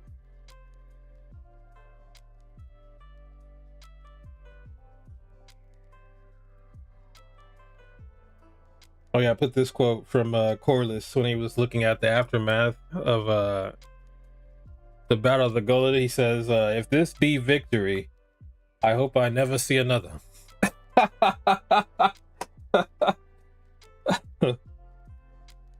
I love Corlys, man. Even though he's not on my team, Corlys is a S tier player, man, in the Game of Thrones.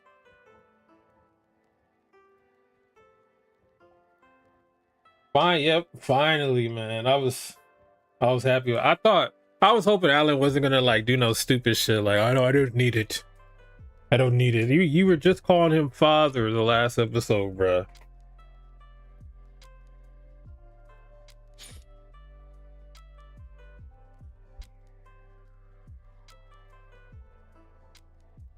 He on my team. Yeah, Chorus is dope, man. I like the entire Valarian family, to be real. Besides, you know, oh girl, right? All right.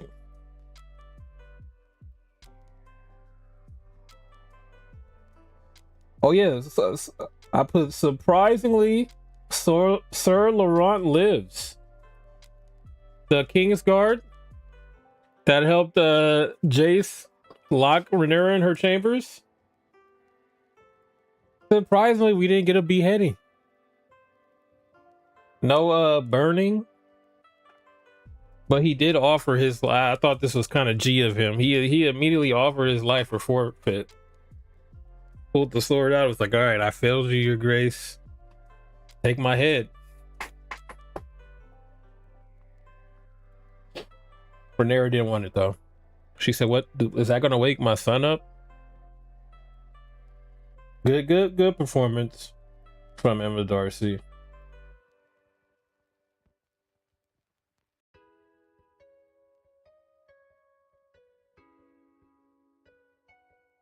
I really wanted to see Rhaenyra go off on him though. I did. I wanted to see her go off on him.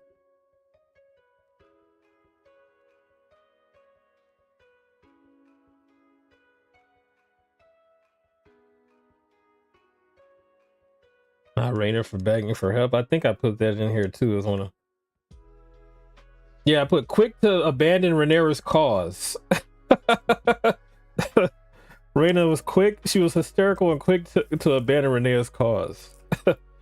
She returned to the Vale and seeks asylum with Sheepstealer. But what's her name? Jane? Lady Jane? She was not having it, bro. She was not having it. Yeah, that what was that though? Like, they made Rhaenyra a little pussy, bro. She ran away and seeked asylum, bro.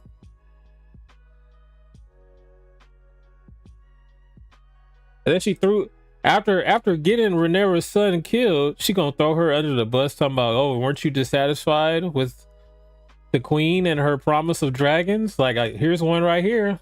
Use me. I'll protect you. That was very questionable. That was very questionable. Yeah, she said, I hope I never see you again. But she also did say, I have no control where a dragon, what she said? I forgot exactly what she said. I have no control, like, where a dragon, like, lays or some bullshit, you know, lands or something. She said, but I never want to see you again.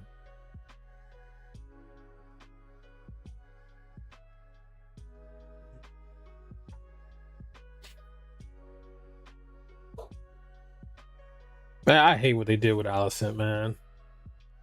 My queen is a traitor, bro.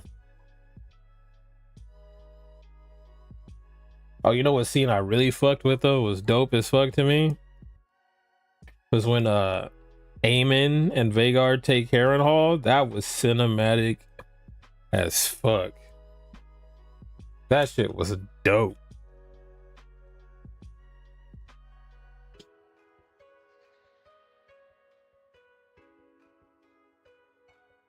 And then he proceeds to kill all the soldiers there, bruh. Aemon is a demon. Alicent is my queen, alright? That's my queen. So she queen to me. Ease up. Alright. Like I said, I took a loss. We took a loss yesterday, man.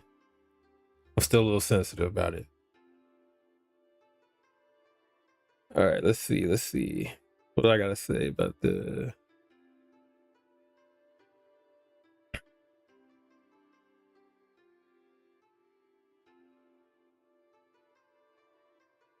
Okay, yeah. Okay, so yeah, Aemon takes Harrenhal, Vhagar's burning niggas up outside, and is greeted by the same way from Simon Strong, sitting over there eating, enjoying his dinner. Aemon come right up in there with the shit. He immediately says, "I'm here for Daemon Targaryen." Simon Strong's like, he ain't here, bro. And you don't need to come in here with all that shit, because hey, this is a peaceful surrender. Come eat. Come eat. We have food. Aemon wasn't having it though, man. He poked Simon Strong up, man. Stabbed this man to death. I love Aemon, man. You my favorite character on the show, but you a piece of shit for that, my guy.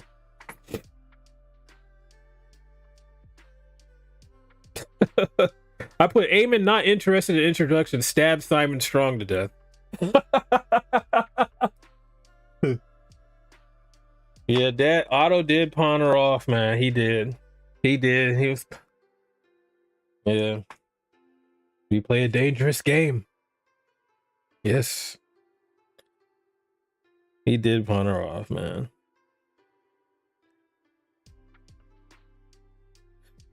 Okay, after Aemon kills Simon Strong, bro, he gets in a scuffle with his sons, right? Slashes one of his sons' face off, bro. Just cuts his face off with his blade. And then the other son sneaks up on him and stabs Aemon, bro. Aemon turns around, kills him, but he's bleeding out. I guess all the adrenaline is gone from his body, and he starts bleeding out.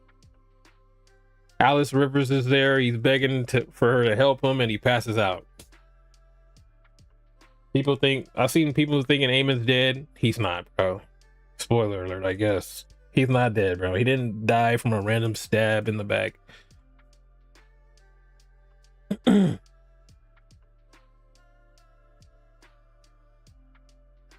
You think Aemon's gonna have visions like Daemon did at here at all? He would have sat at the table, waited at the tomahawk, said, "I don't know." My sister had pointed this out a while ago. The food in Game of Thrones does not look appealing. All the shit, even like for like the rich people, the shit they be on their plates look disgusting. I don't think they got tomahawk steaks.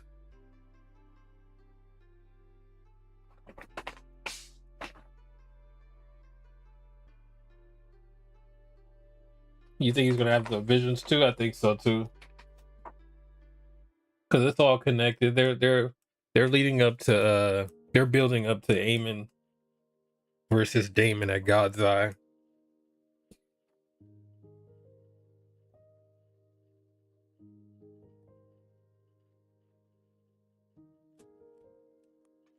Yeah, the food does not look appealing.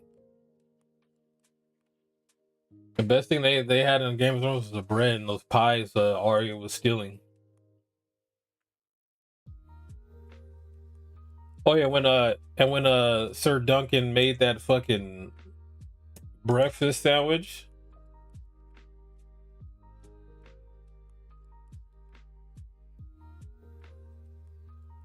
What was it? It was like an ostrich egg or something like that. That should look good as fuck.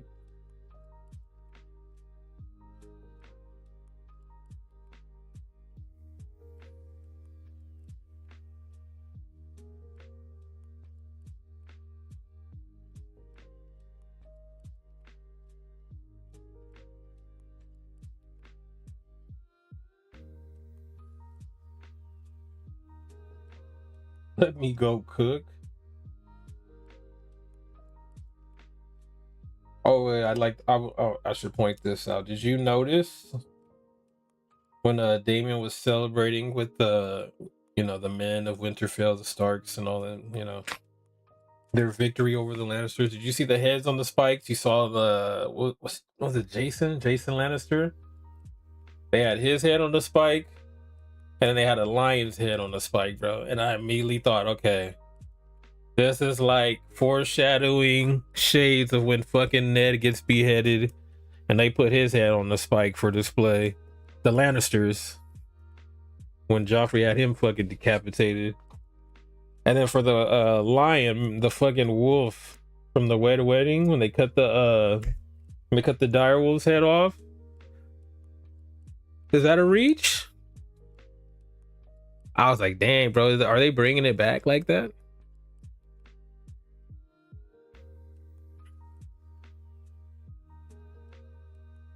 It's like really like showing you like this beef with the Lannisters and the Starks goes even further back, man.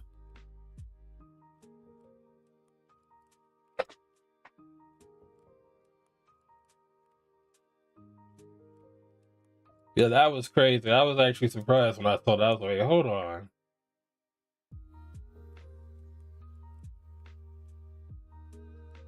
That's crazy though, when you think about it. Just don't forget either, man. Don't.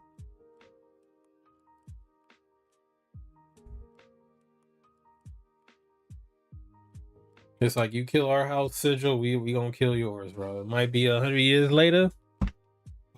We gonna get our licks back. Alright.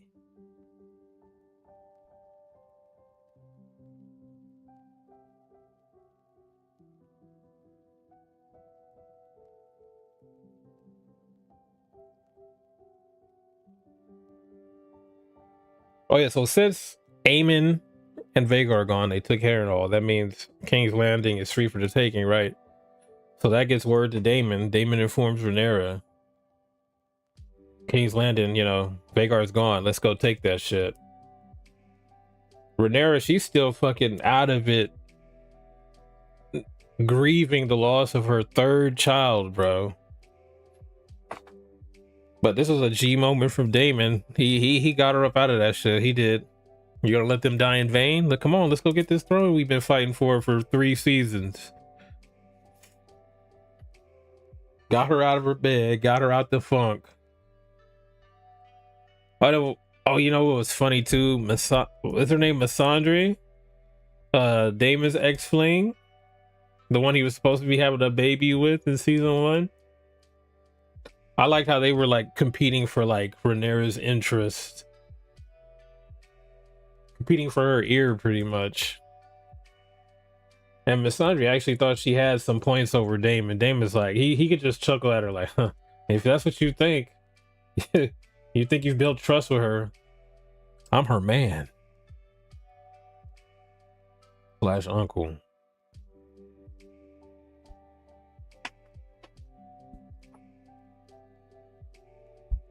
Missandre, she was like, just remember who's been loyal to you. Shut up, girl. She's like, my man back now. I don't need you anymore.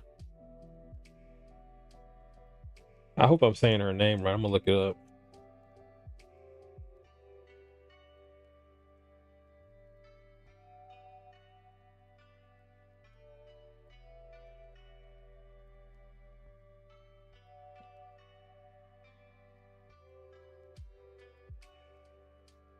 Missaria. Not Missandre. What I say, Missandre? Lady Missaria. YouTube AI fix that later on, okay?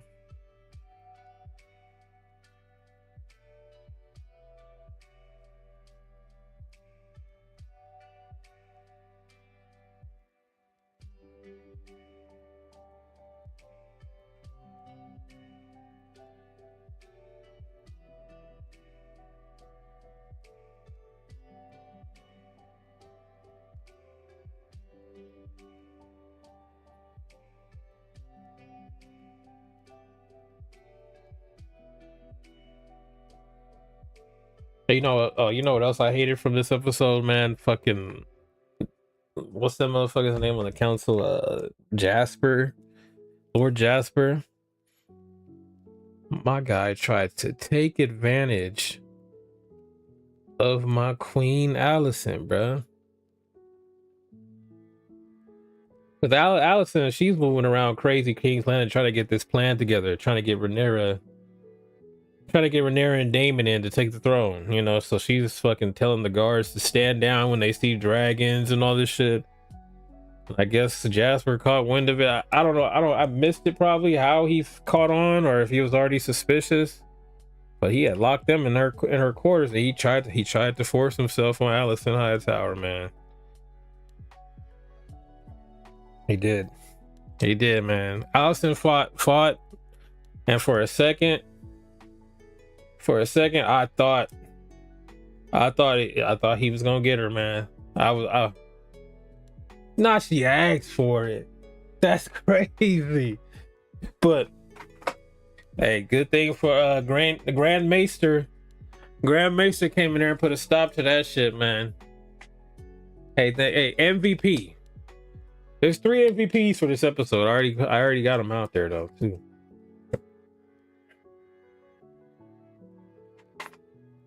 He's like, oh, this woman's a traitor. Do you know she's done? Let me take advantage of her. Let me force myself on her. Grand Maester was like, nah, bro. You arrest this man.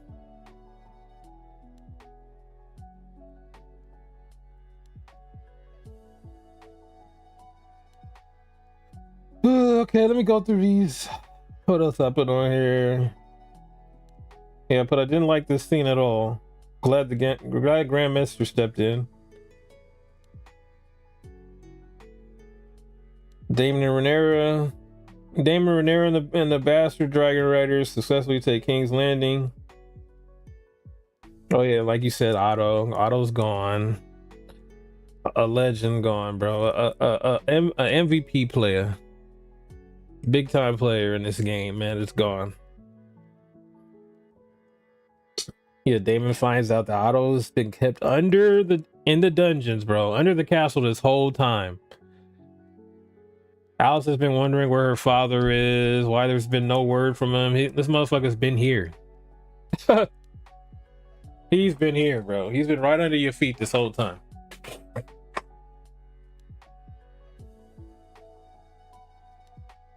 Oh yeah, and it's revealed that he's being held there courtesy of Lord Varys. Larys. So what game is Larys Strong playing, man?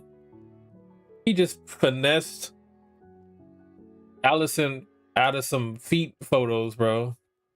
Got what he wanted, and then gets her daddy killed. Dirtbag.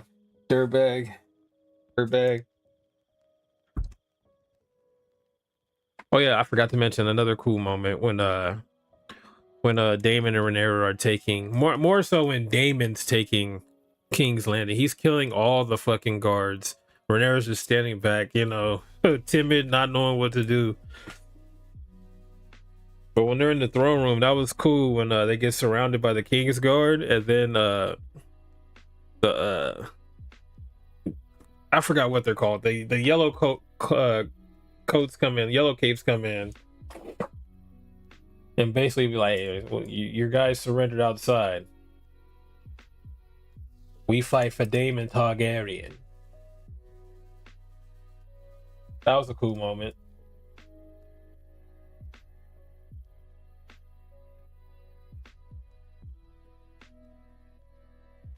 He on something? Who? Are you talking about Larys? I don't understand what game he's playing. He don't care who he get caught up in the mix. His own family, a high tower, a Targaryen, it don't matter. It wasn't a night watch. It was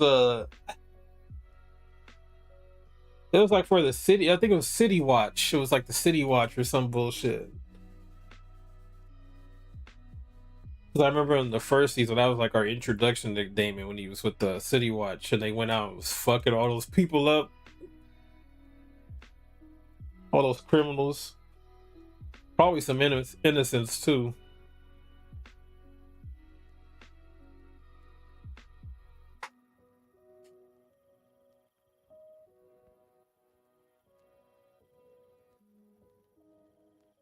I think it was the City Watch.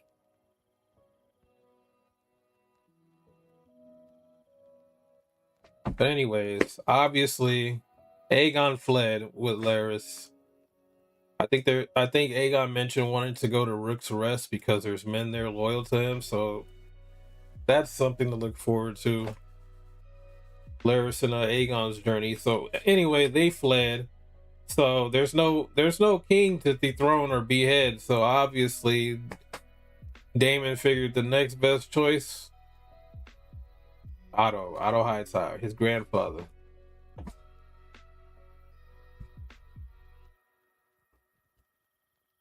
Yeah, but Rhaenyra, she new to this. I feel like that last shot at the end after she fucking beheads Otto, which Otto, by the way, also went out like a G. He didn't beg or nothing. He said, "Just get on with it. Just get on with it." He saw he was talking shit until the end. He saw the little turnout in the throne room. He was like, "Just as much as I expected. Just as much as I expected." He didn't beg though. But he did say, "Hey, just have Damon cut my head off. Just save me the pain of being hacked at." And he still ended up getting hacked at, man. Because Rhaenyra missed the first swing and fucking sliced that nigga in his fucking back. Then cut his head cleaned off the second swing. And with that, we have the end of Otto Hightower, bruh. One of my favorite characters on this show gone. One of my favorite players in the Game of Thrones, all right?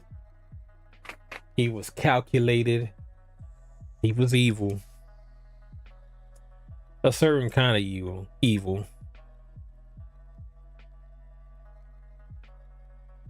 He was just playing the game, man. He was just violent for power, bro. He didn't go quick. Yeah, he felt a little bit of that what's Damon's sword again? Sword's name? Dark Sister. He felt that Valerian steel for a cool second before he went out.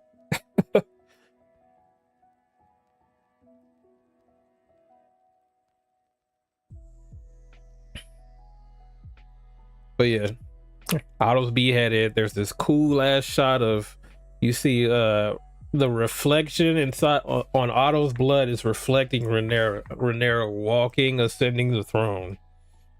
Cool shot, dope shot.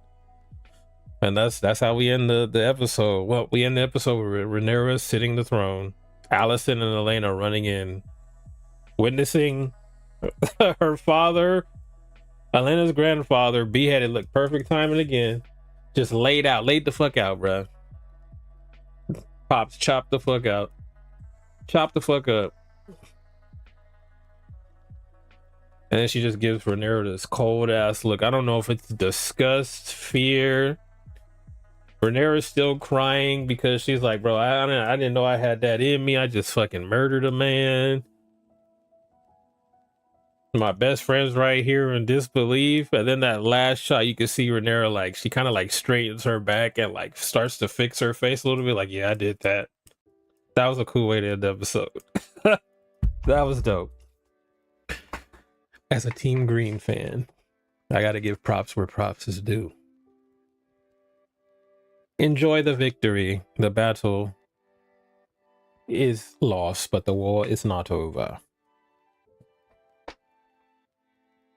So would you say this is better than Battle of the Gullet?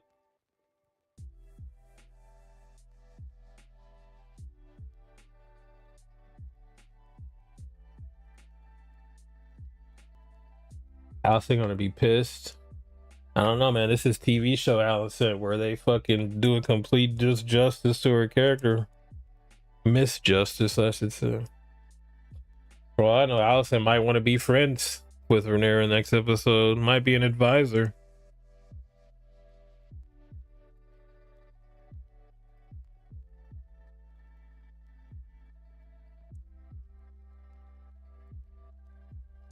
Is you like this one better than are we gonna get consistently good episodes? Is there gonna be a episode that's like everyone's like, all right, this was not the best episode? Because now we have six more episodes now, right? There's gonna be a dud in there somewhere, I feel like.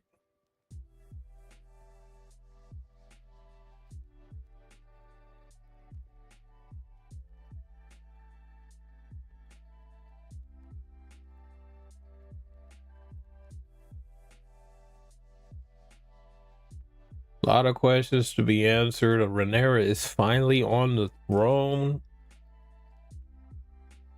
What does life back at King's Landing look like for Rhaenyra these days? All right, we done with this. We gonna do these MVPs. I did a graphic for this because I was bored. I'm bored.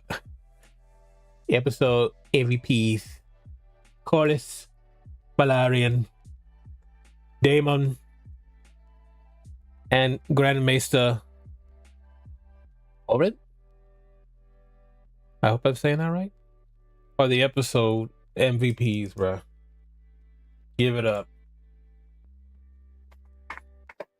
Corlys for giving Alan his name. Aiming for, fighting for his wife, getting her, pulling her out that slump. And then just completely kicking ass at King's Landing. And then, old boy Grandmaster for saving Alicent. Because we don't like that. We don't like. Matter of fact, man, I'm gonna close my camera so we can get some proper respect for this man here.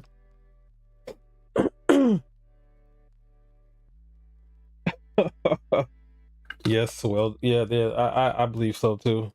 I wanted to give it to I wanted to give Aemon one, but the fact that Aemon got poked up like that, and it's like, bro, you ruined your awesome moment you had moments before.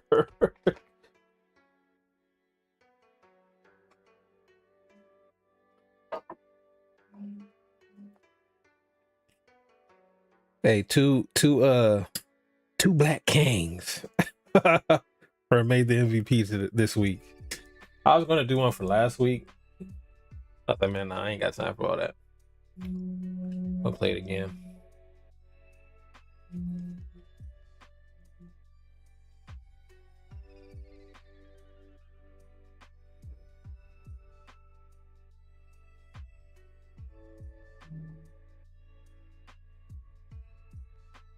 But yeah, fantastic episode, man. I thought it was better than last week's episode myself.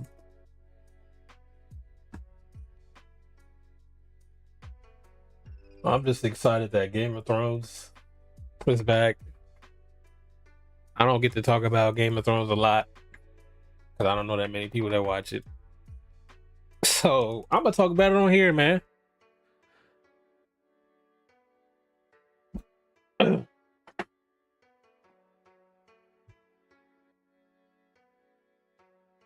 All right, that's enough. That's enough. Yeah, MVPs for episode 2 of season 3. Who will be the MVPs? Will there be one MVP next week? We'll see. We'll see.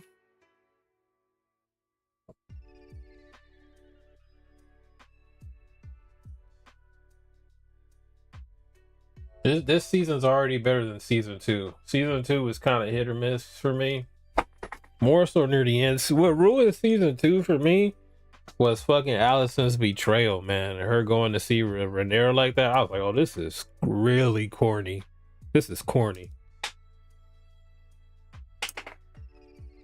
Because my problem with the show is they want to do like a good versus evil storyline so bad, man. It can never just be like,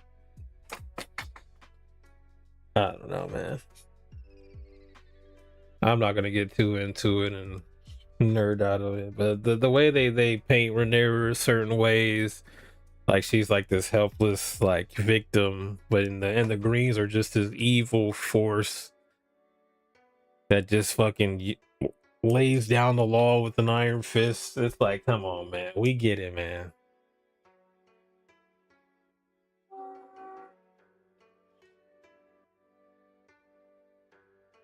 I don't know why my fucking nose is itching, bro.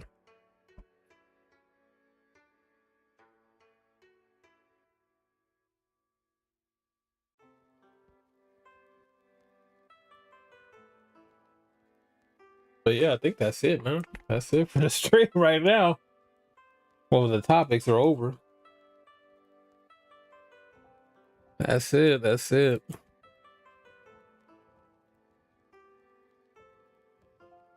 What y'all about to do for the day? What she about to do? Angela Reaper, you still in here? We're done. We're done with Dragon Chatter Reaper. Come back, my boy.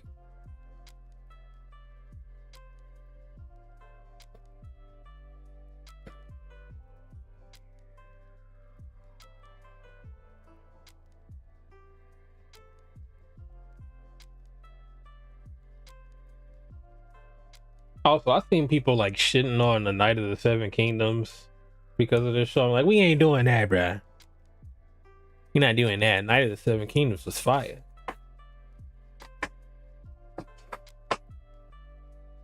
We get it. Dragons are cool, all right.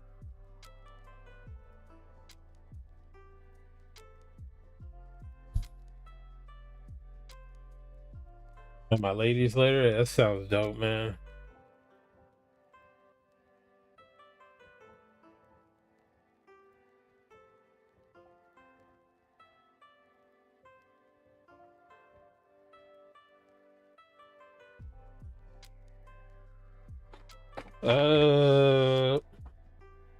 Nah, oh, nah, he doesn't. He doesn't watch it.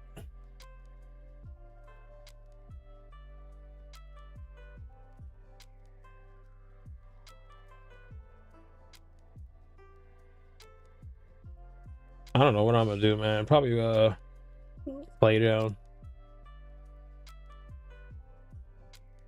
listen to some podcasts, or watch a stream.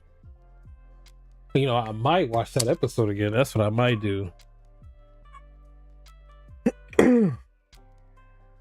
That's what I might do, actually. Put this sound bar up, turn it up.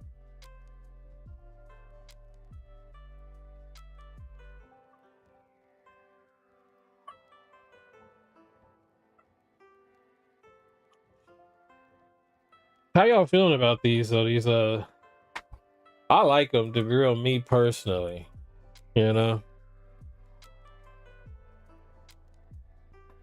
these little streams right here, these chill streams, man.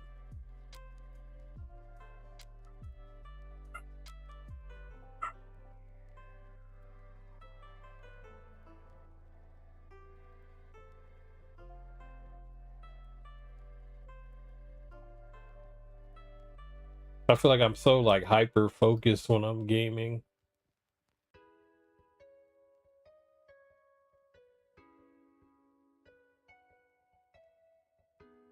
Also focus on the chat while also being hyper focused on the game. This, I'm just sitting here just reading bullshit and talking with y'all. Oh shit, this is only the second one, bro. But you ain't gotta feel bad. I understand. Motherfuckers got lives.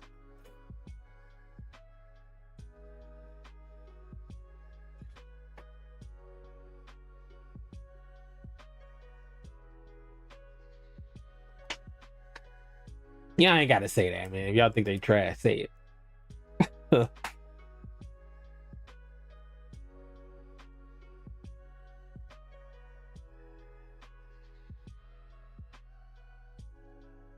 The watch alongs are a different story, man. I like the watch. I like chatting with y'all. Obviously, the watch along. It's just I can't enjoy the movie, to be real. And then with the whole like technical shit, oh the screen's out on this one. It's not showing on this one. I'm like, okay, I gotta fix that. And then I'm over here messing with the sound so I won't get copyright. I'm constantly messing with the sound so I won't get copyright for certain shit.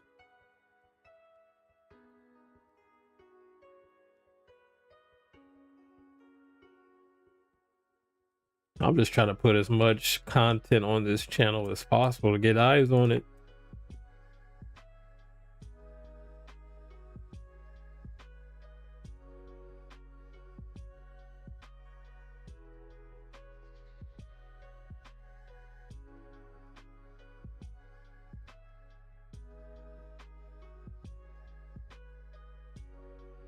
Yeah, I don't know. I don't know. Might not be doing another watch along for a while. We might though.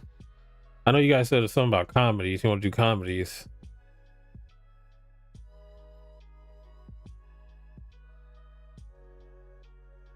The weekly rundown. Oh, you talking about these streams?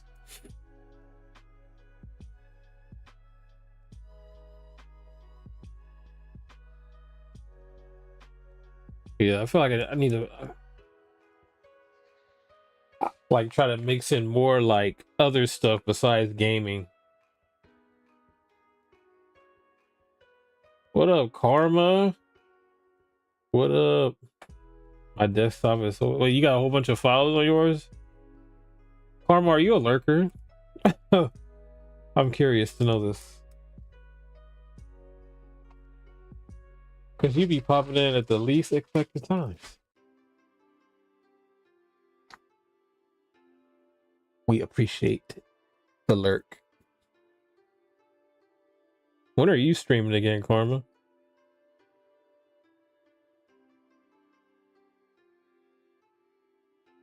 Your boxing reactions.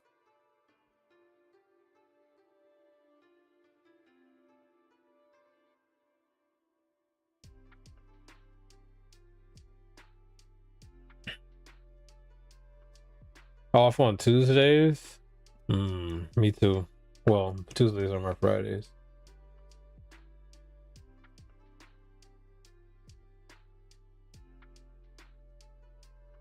I am gonna start. I'm gonna start picking more variety of topics instead of like focusing on like mainly gaming stuff. We'll see, man. It depends on the news, I guess. What they're saying.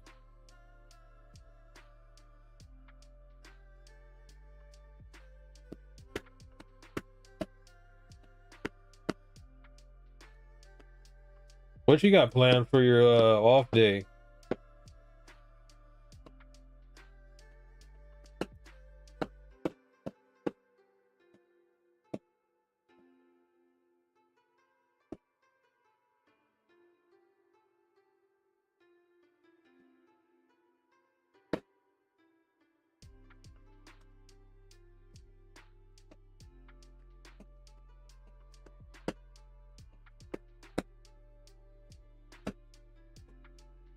Anything planned? Anything good? Any fights? Any fights you're looking forward to? Homework? Oh shit. Homework? Ew. No, I'm just kidding.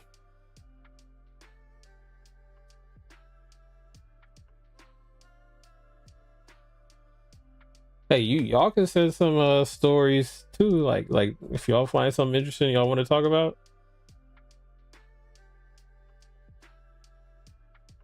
Wait, what? I just got someone's auto loan at my desk and their last name is Hightower. What? They're in need of green, you know? They're not team green, they're in need of green.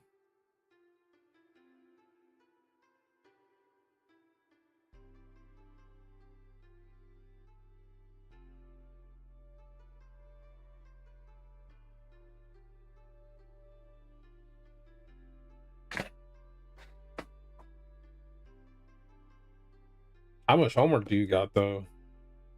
You gonna be doing that all day? That's how you gonna spend your off day?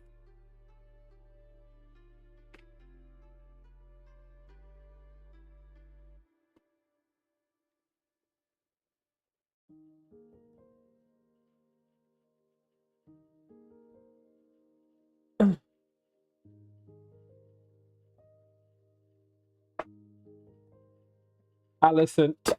What was the? No, don't tell me the first name. Don't tell me that. I was gonna say you're gonna get fired.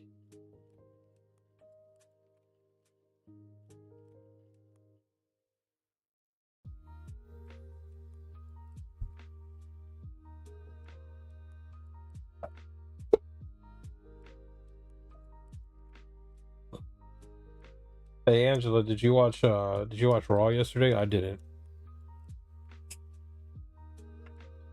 I looked at some highlights.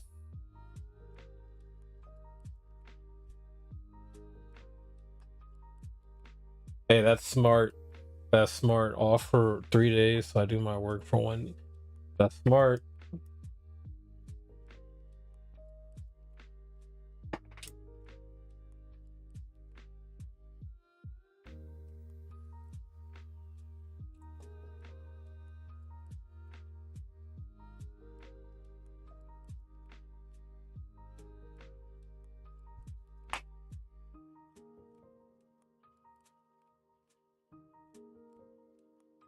Are y'all gonna see Evil Dead Burn?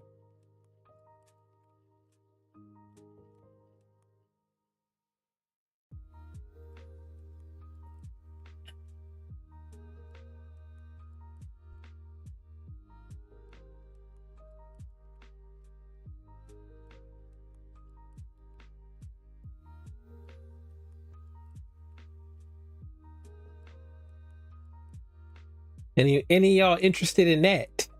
In that little movie?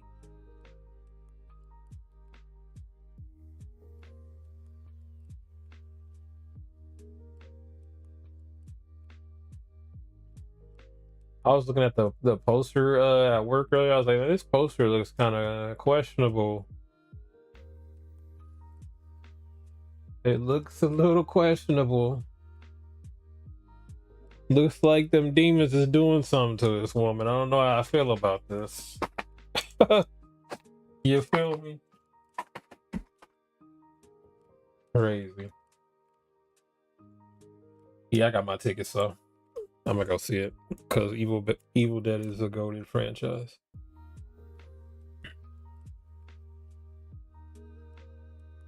Okay, so you're gonna do your homework today, right? So what are you doing the rest of the week? What are you planning the rest of the week? The rest of your days off.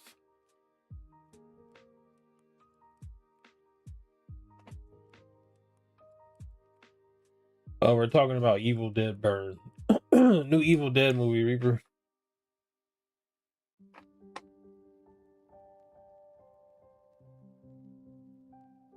Does that pique your interest? Is that how you spark your interest? What does pique your interest mean?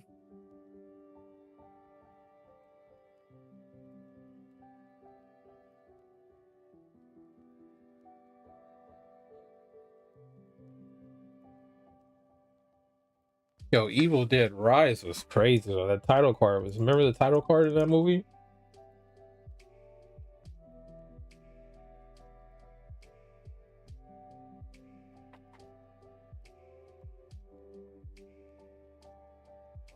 You should. You should. Did you see the last one?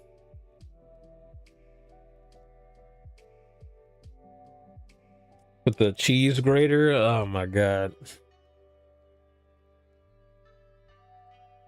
The cheese grater.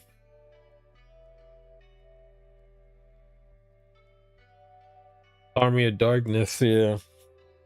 I don't like Army of Darkness, but I love the first two Evil Deads. I think I said that before, huh? You know what I think it is? I think it's my fucking bushy ass mustache. My hairs were just like tickling my nose and it feels like I'm itching. I need to shave my shit. Trim it at least, not shave.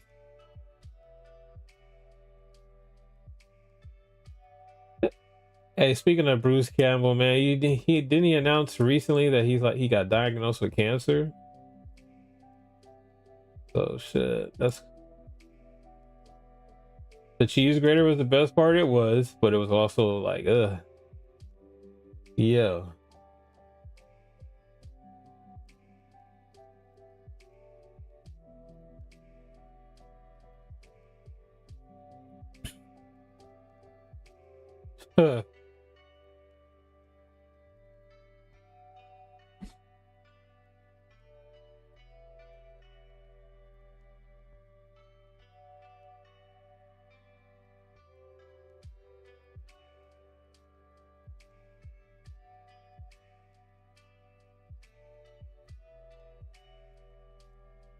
Bruce Campbell.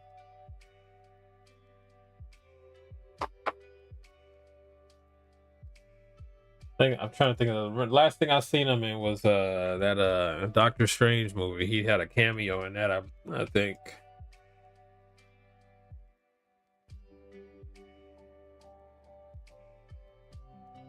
Yeah. And they like redid like the Evil Dead bit where it's like he's getting beat up by his own hand.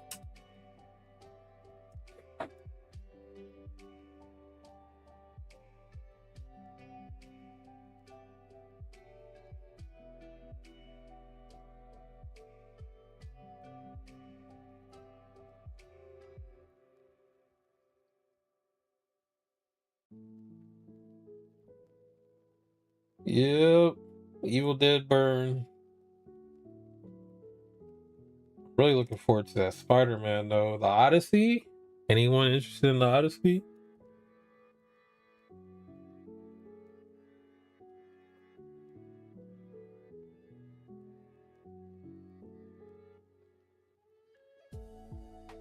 Oh yeah, 'cause he had cameos in Spider-Man too.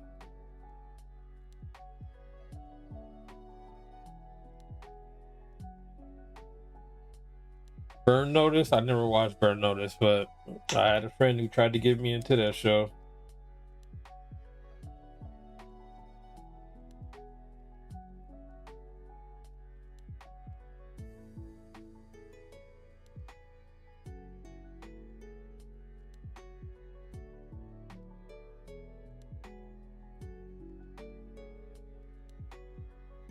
Oh, the Odyssey? You're talking about the Odyssey?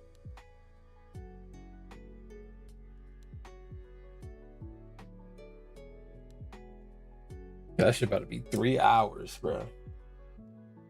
Nolan loves his long movies, man. You're gonna get a you go into a Christopher Nolan movie, you're gonna get a story, bro. You might not understand it, but it's gonna be a story in there, bro. You're gonna get a quite the story, a very lengthy story.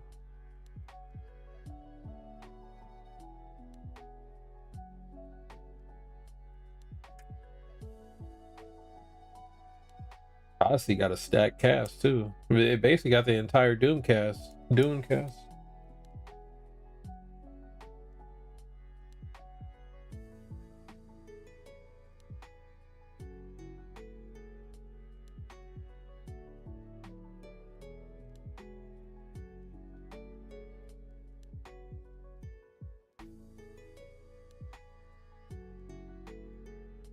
Yeah, man. Yeah, he be doing his movies. All right, the way he market his movies is because he specifically targets fucking movie nerds, bro. Like fucking like filmmaker nerds and shit. Like I'm filming it in this aspect with this kind of film, and I'm gonna shoot it in this entirety like this. And people will eat that up, bro. Bro, they sold those IMAX tickets a year in advance, and they sold out. 30 millimeter.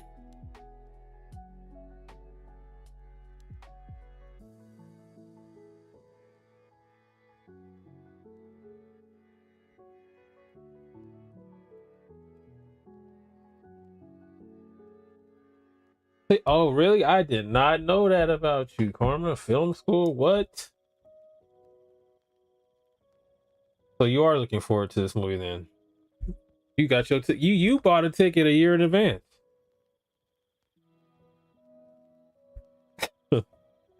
Yeah, how you feel about Nolan's movies?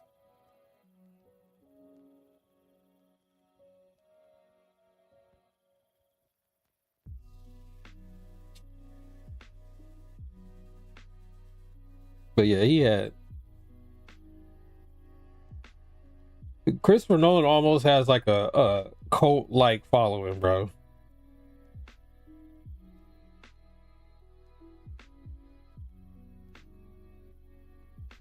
But in the best way, if that makes sense.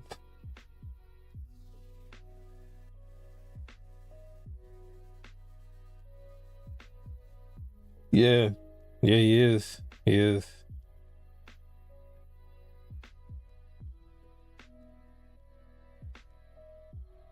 People are still arguing about the Inception ending to this day.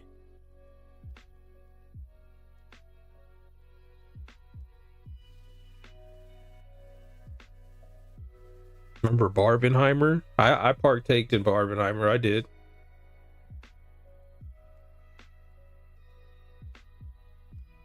Motherfuckers was seeing Barbie and then walking out and going to go see Oppenheimer. Motherfuckers at the movies for like 6 hours.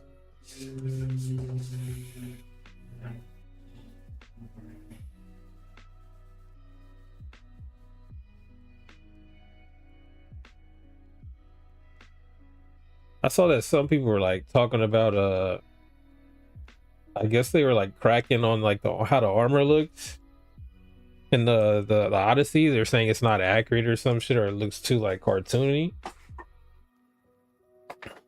How do y'all feel about that? Oh, you did too? Yeah, fucking. Did you see Oppenheimer in IMAX 30 millimeter? Did they have that in your area? Because there's only a few theaters that have that in the world.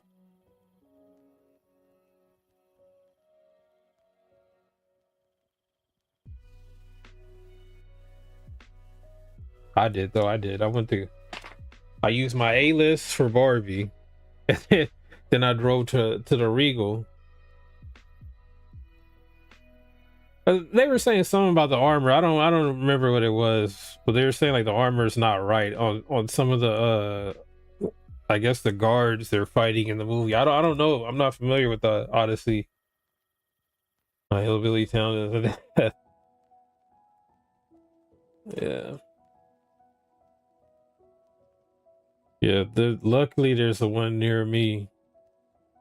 Kind of near. I mean, about 45, 50 minutes.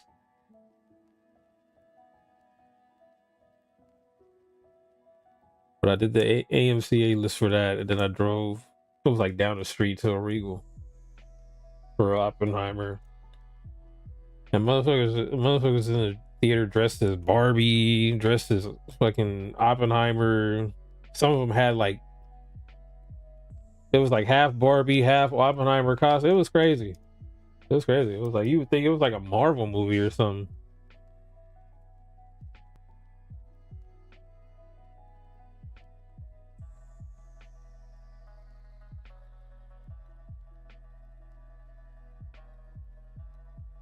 Like I'm cosplaying the creator of the atomic bomb. I'm like, oh, okay. Enjoy.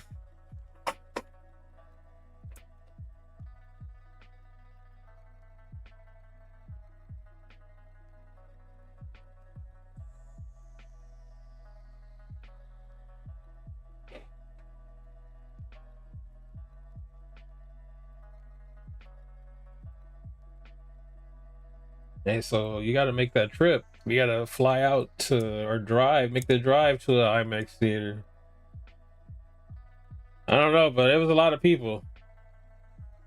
There was a lot of people dressed up. I remember that. Everybody with their fedoras on and shit.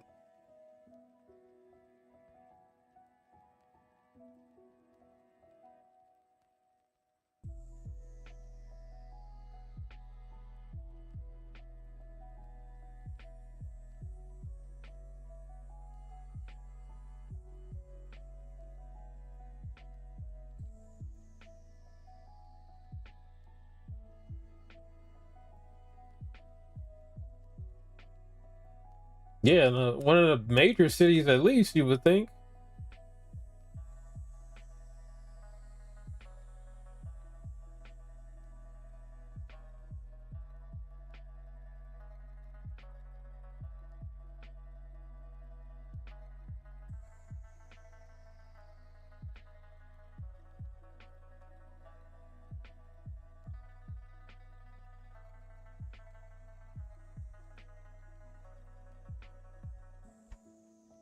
There gotta be one in like, I don't know how far you are from Dallas or something.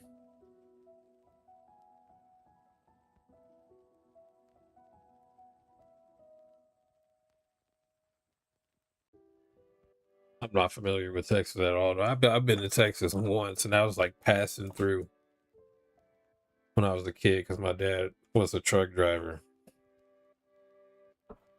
He didn't do it for long, but you know he did it. But yeah,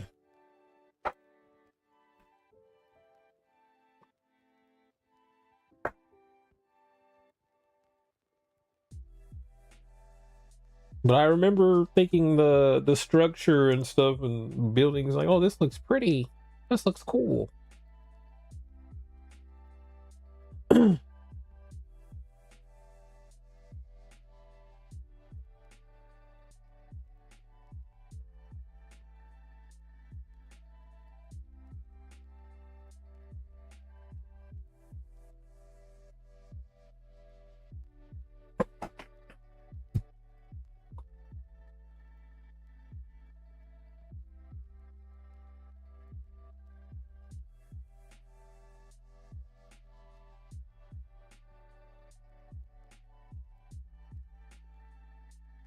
Where we at now?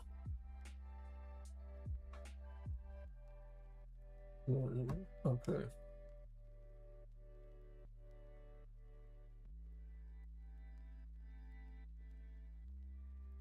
Do you game, Karma? Do you play games? Video games?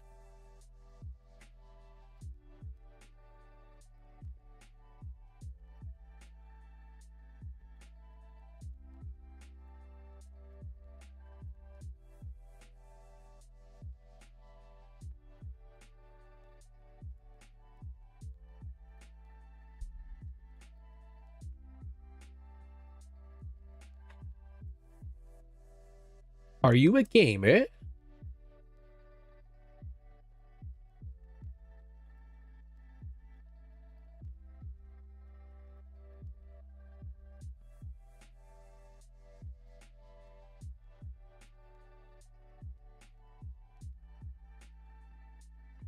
Oh wow. First thing I see when I open up X. Xbox is reportedly considering canceling Blade and shuttering Arcane. They are also exploring selling the studio instead. The game is reportedly over budget and its release slipped to late 2027 via Verge. You don't have the mental dexterity? What?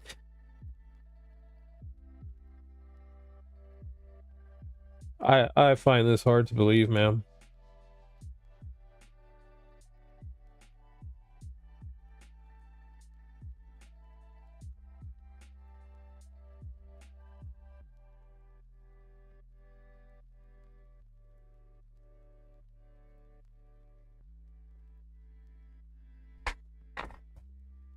What about like games on your phone?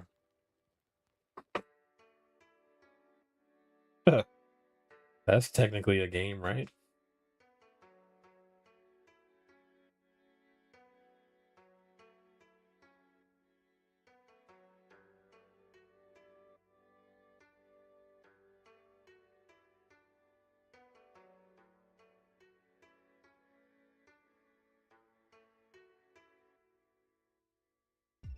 Okay, yeah. See, that's cool. Animal Crossing,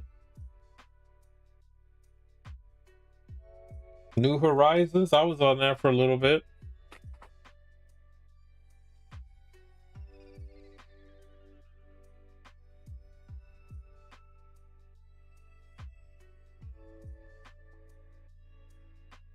The Sims. I like The Sims.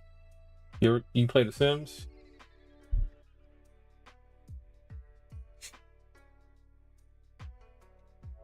Well, they call them. I guess those are called cozy games. That's what the kids are calling them these days.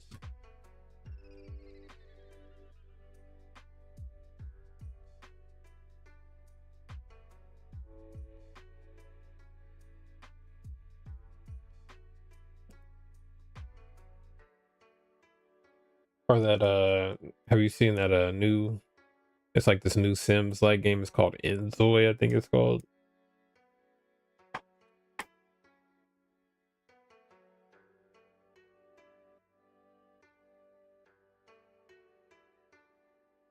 Yeah, Sims can be pretty addicting. I can. Like those the first Sims, I was on those. Using that Rosebud cheat, get unlimited money.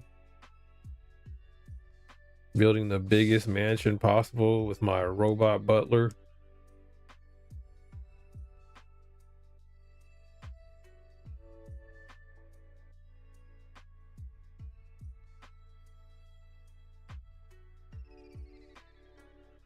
There's this new game on a Switch called like I think it's called like my something life. Like it's like The Sims or whatever, like Animal Crossing, but it's like with your me character, and you can like port other people's characters into your world. That looks cool.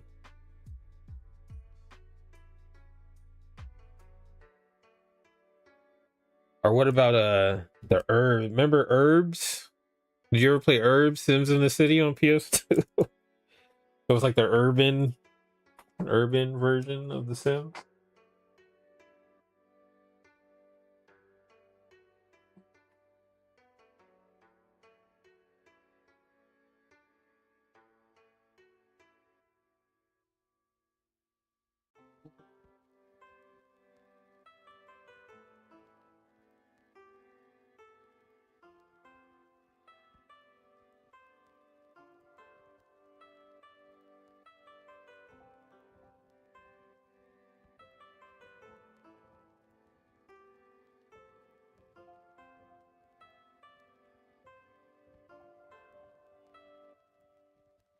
You were offended? But it had the Black Eyed Peas. Fergie sung in Simlish. That has to count for something.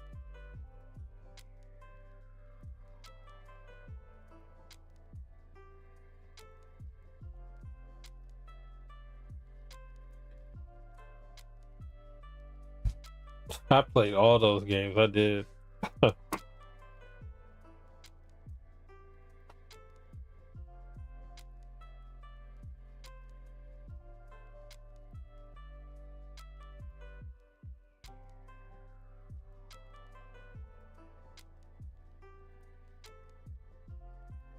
I didn't play like the actual like the Sims 1 and Sims 2 games on the consoles. I didn't like how like the cursor was.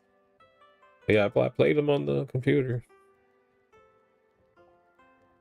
It wasn't really the same game on consoles.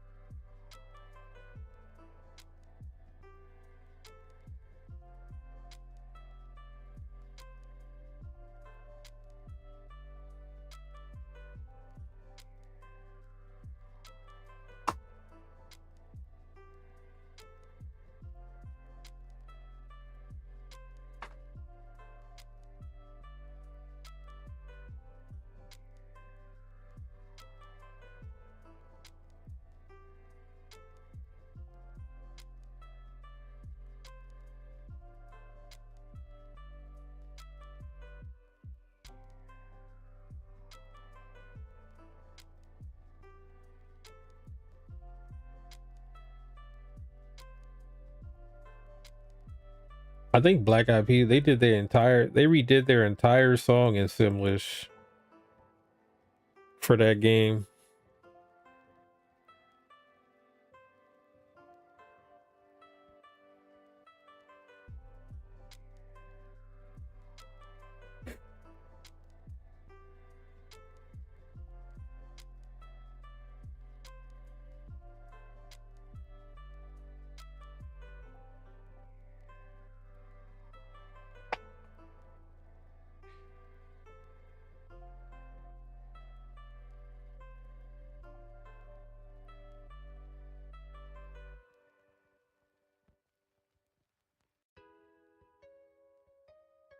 What did you think of do you watch House of the Dragon?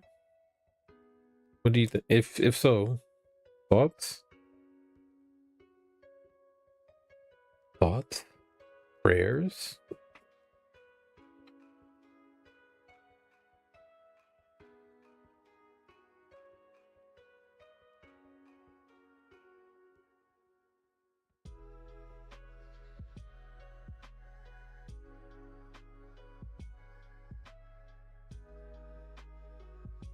I forgot Netflix does put out games. You stopped after last season, or you can still catch up? There's only 2 episodes in season 3. Why'd you stop? What didn't you like?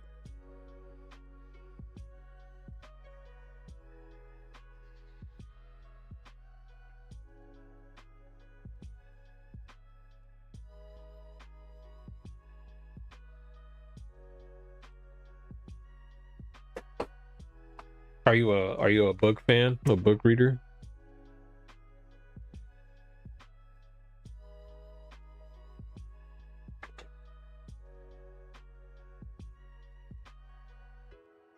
Or you're like, no, I just stopped. I haven't caught up yet. Nothing like that. The cliffhanger pissed me off. Which one? With talking about with like where Otto and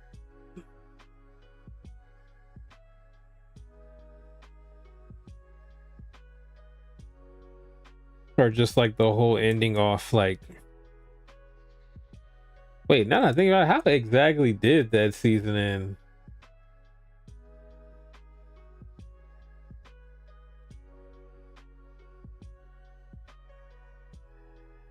Because it ended like when that last meeting, right, with Rhaenyra and Allison. And Allison was telling, okay, it's coming back to me now.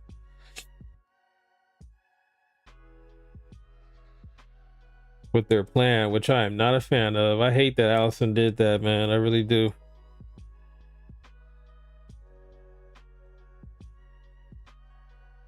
That's what pissed me off about last season.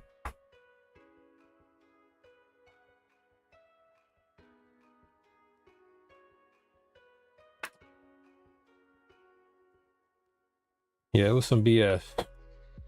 Definitely.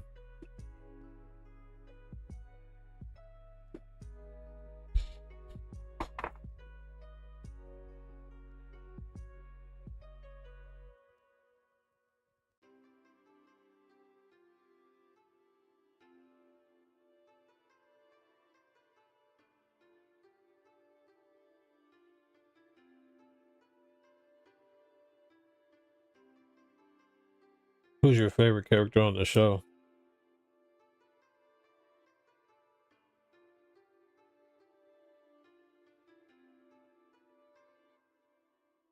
Or who was? So you're never planning to go back and watch it? You're done? You're done with the show? Or what shows do you watch?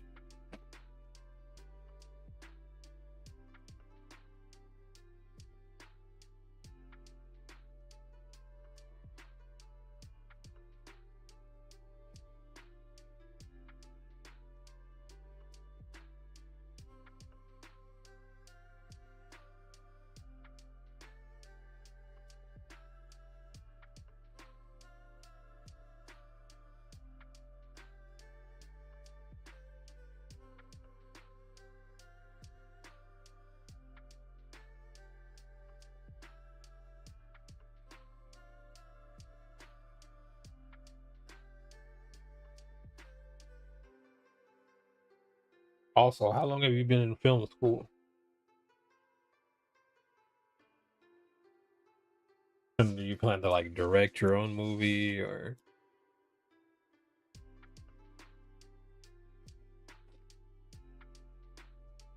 This is interesting.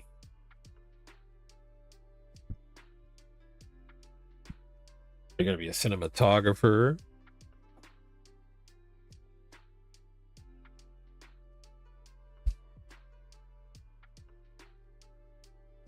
I want to go to film school.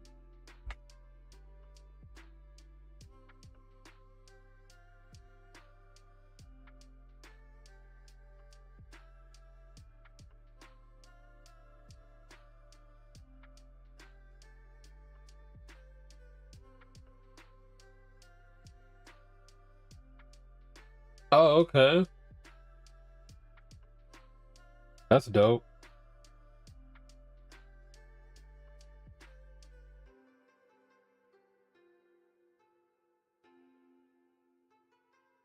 Do you have a favorite music video of all time? Let me get a sense of your inspiration a bit.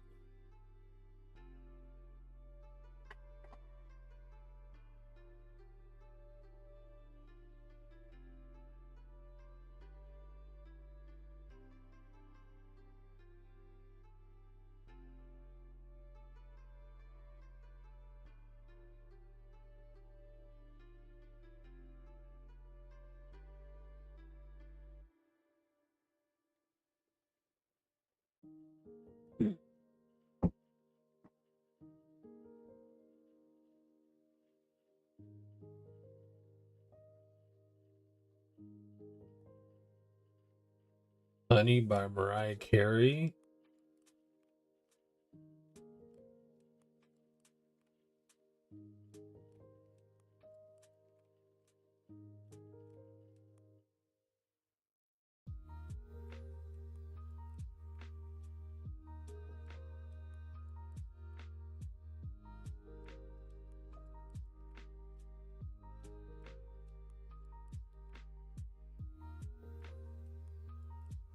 I ain't gonna play the song because they're gonna block it.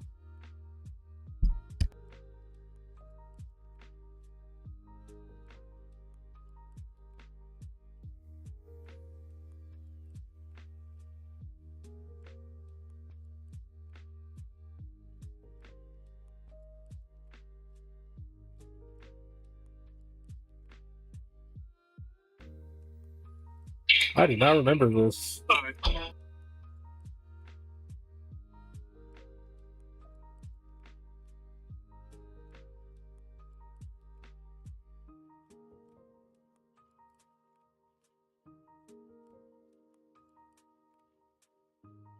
Hey, that's Eddie Griffin? I have never seen this video.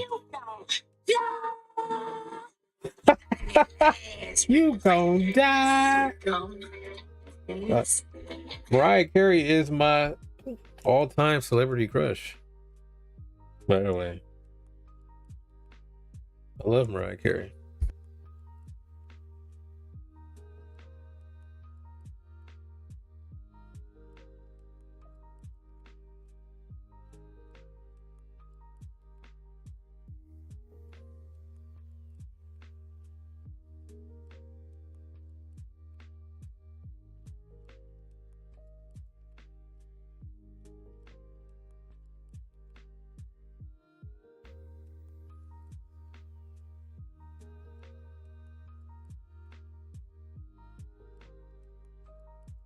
That's crazy. I haven't heard this song in years. I do not remember this video though.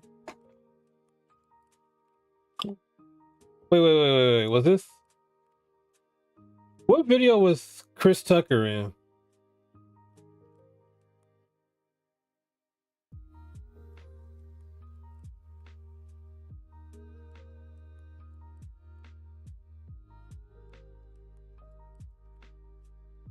Oh, his shiny suit.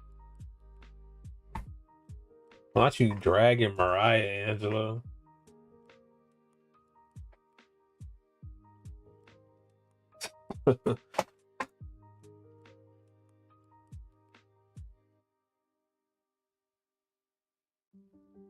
The Emancipation of Mimi was on replay constantly that year, all right?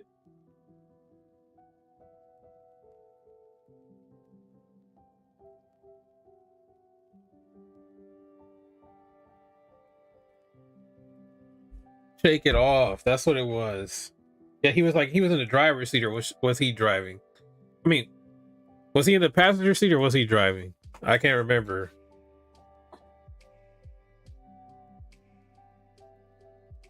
That's crazy. I used to look, who I used to love, but people hated on. Even today. I mean, they didn't really hate on him back then. He was popping back then. Ja Rule. Ja Rule was my guy.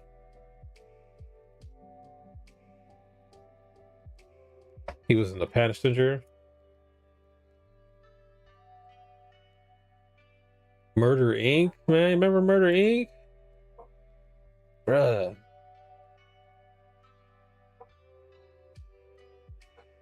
Wait, hold on. Someone just pulled up in front of my house. I can see who it is.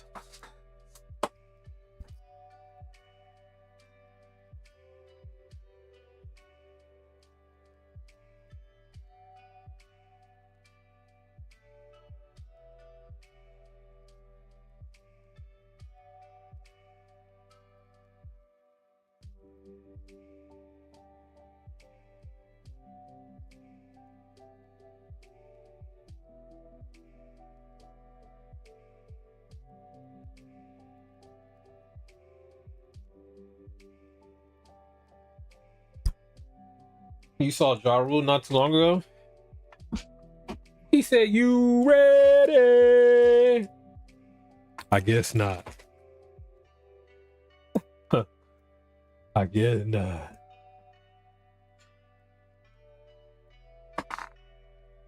Tell me Ja Rule didn't have bangers though.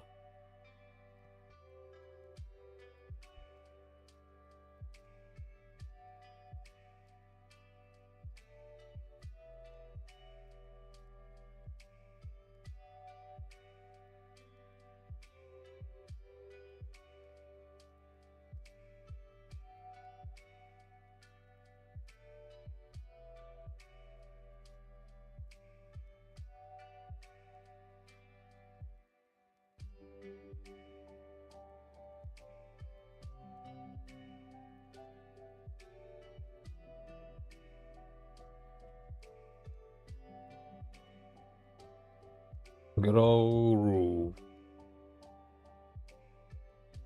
Good old rule.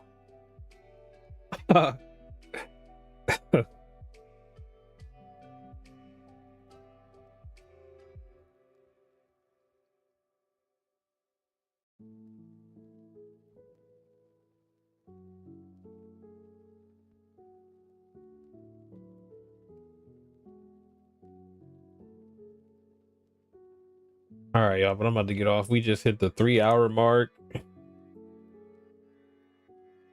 We have hit the 3-hour mark. I am about to get off this stream. Appreciate you guys for coming by. Reaper, see you later, my guy. Appreciate you. Angela, as always. Karma coming through. Karma, we need to see more of you. I would like to see more of you.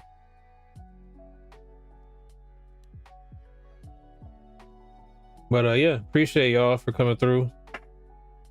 I'll try to get back on Final Fantasy tomorrow. Appreciate you guys. So yeah, hopefully y'all come through for that.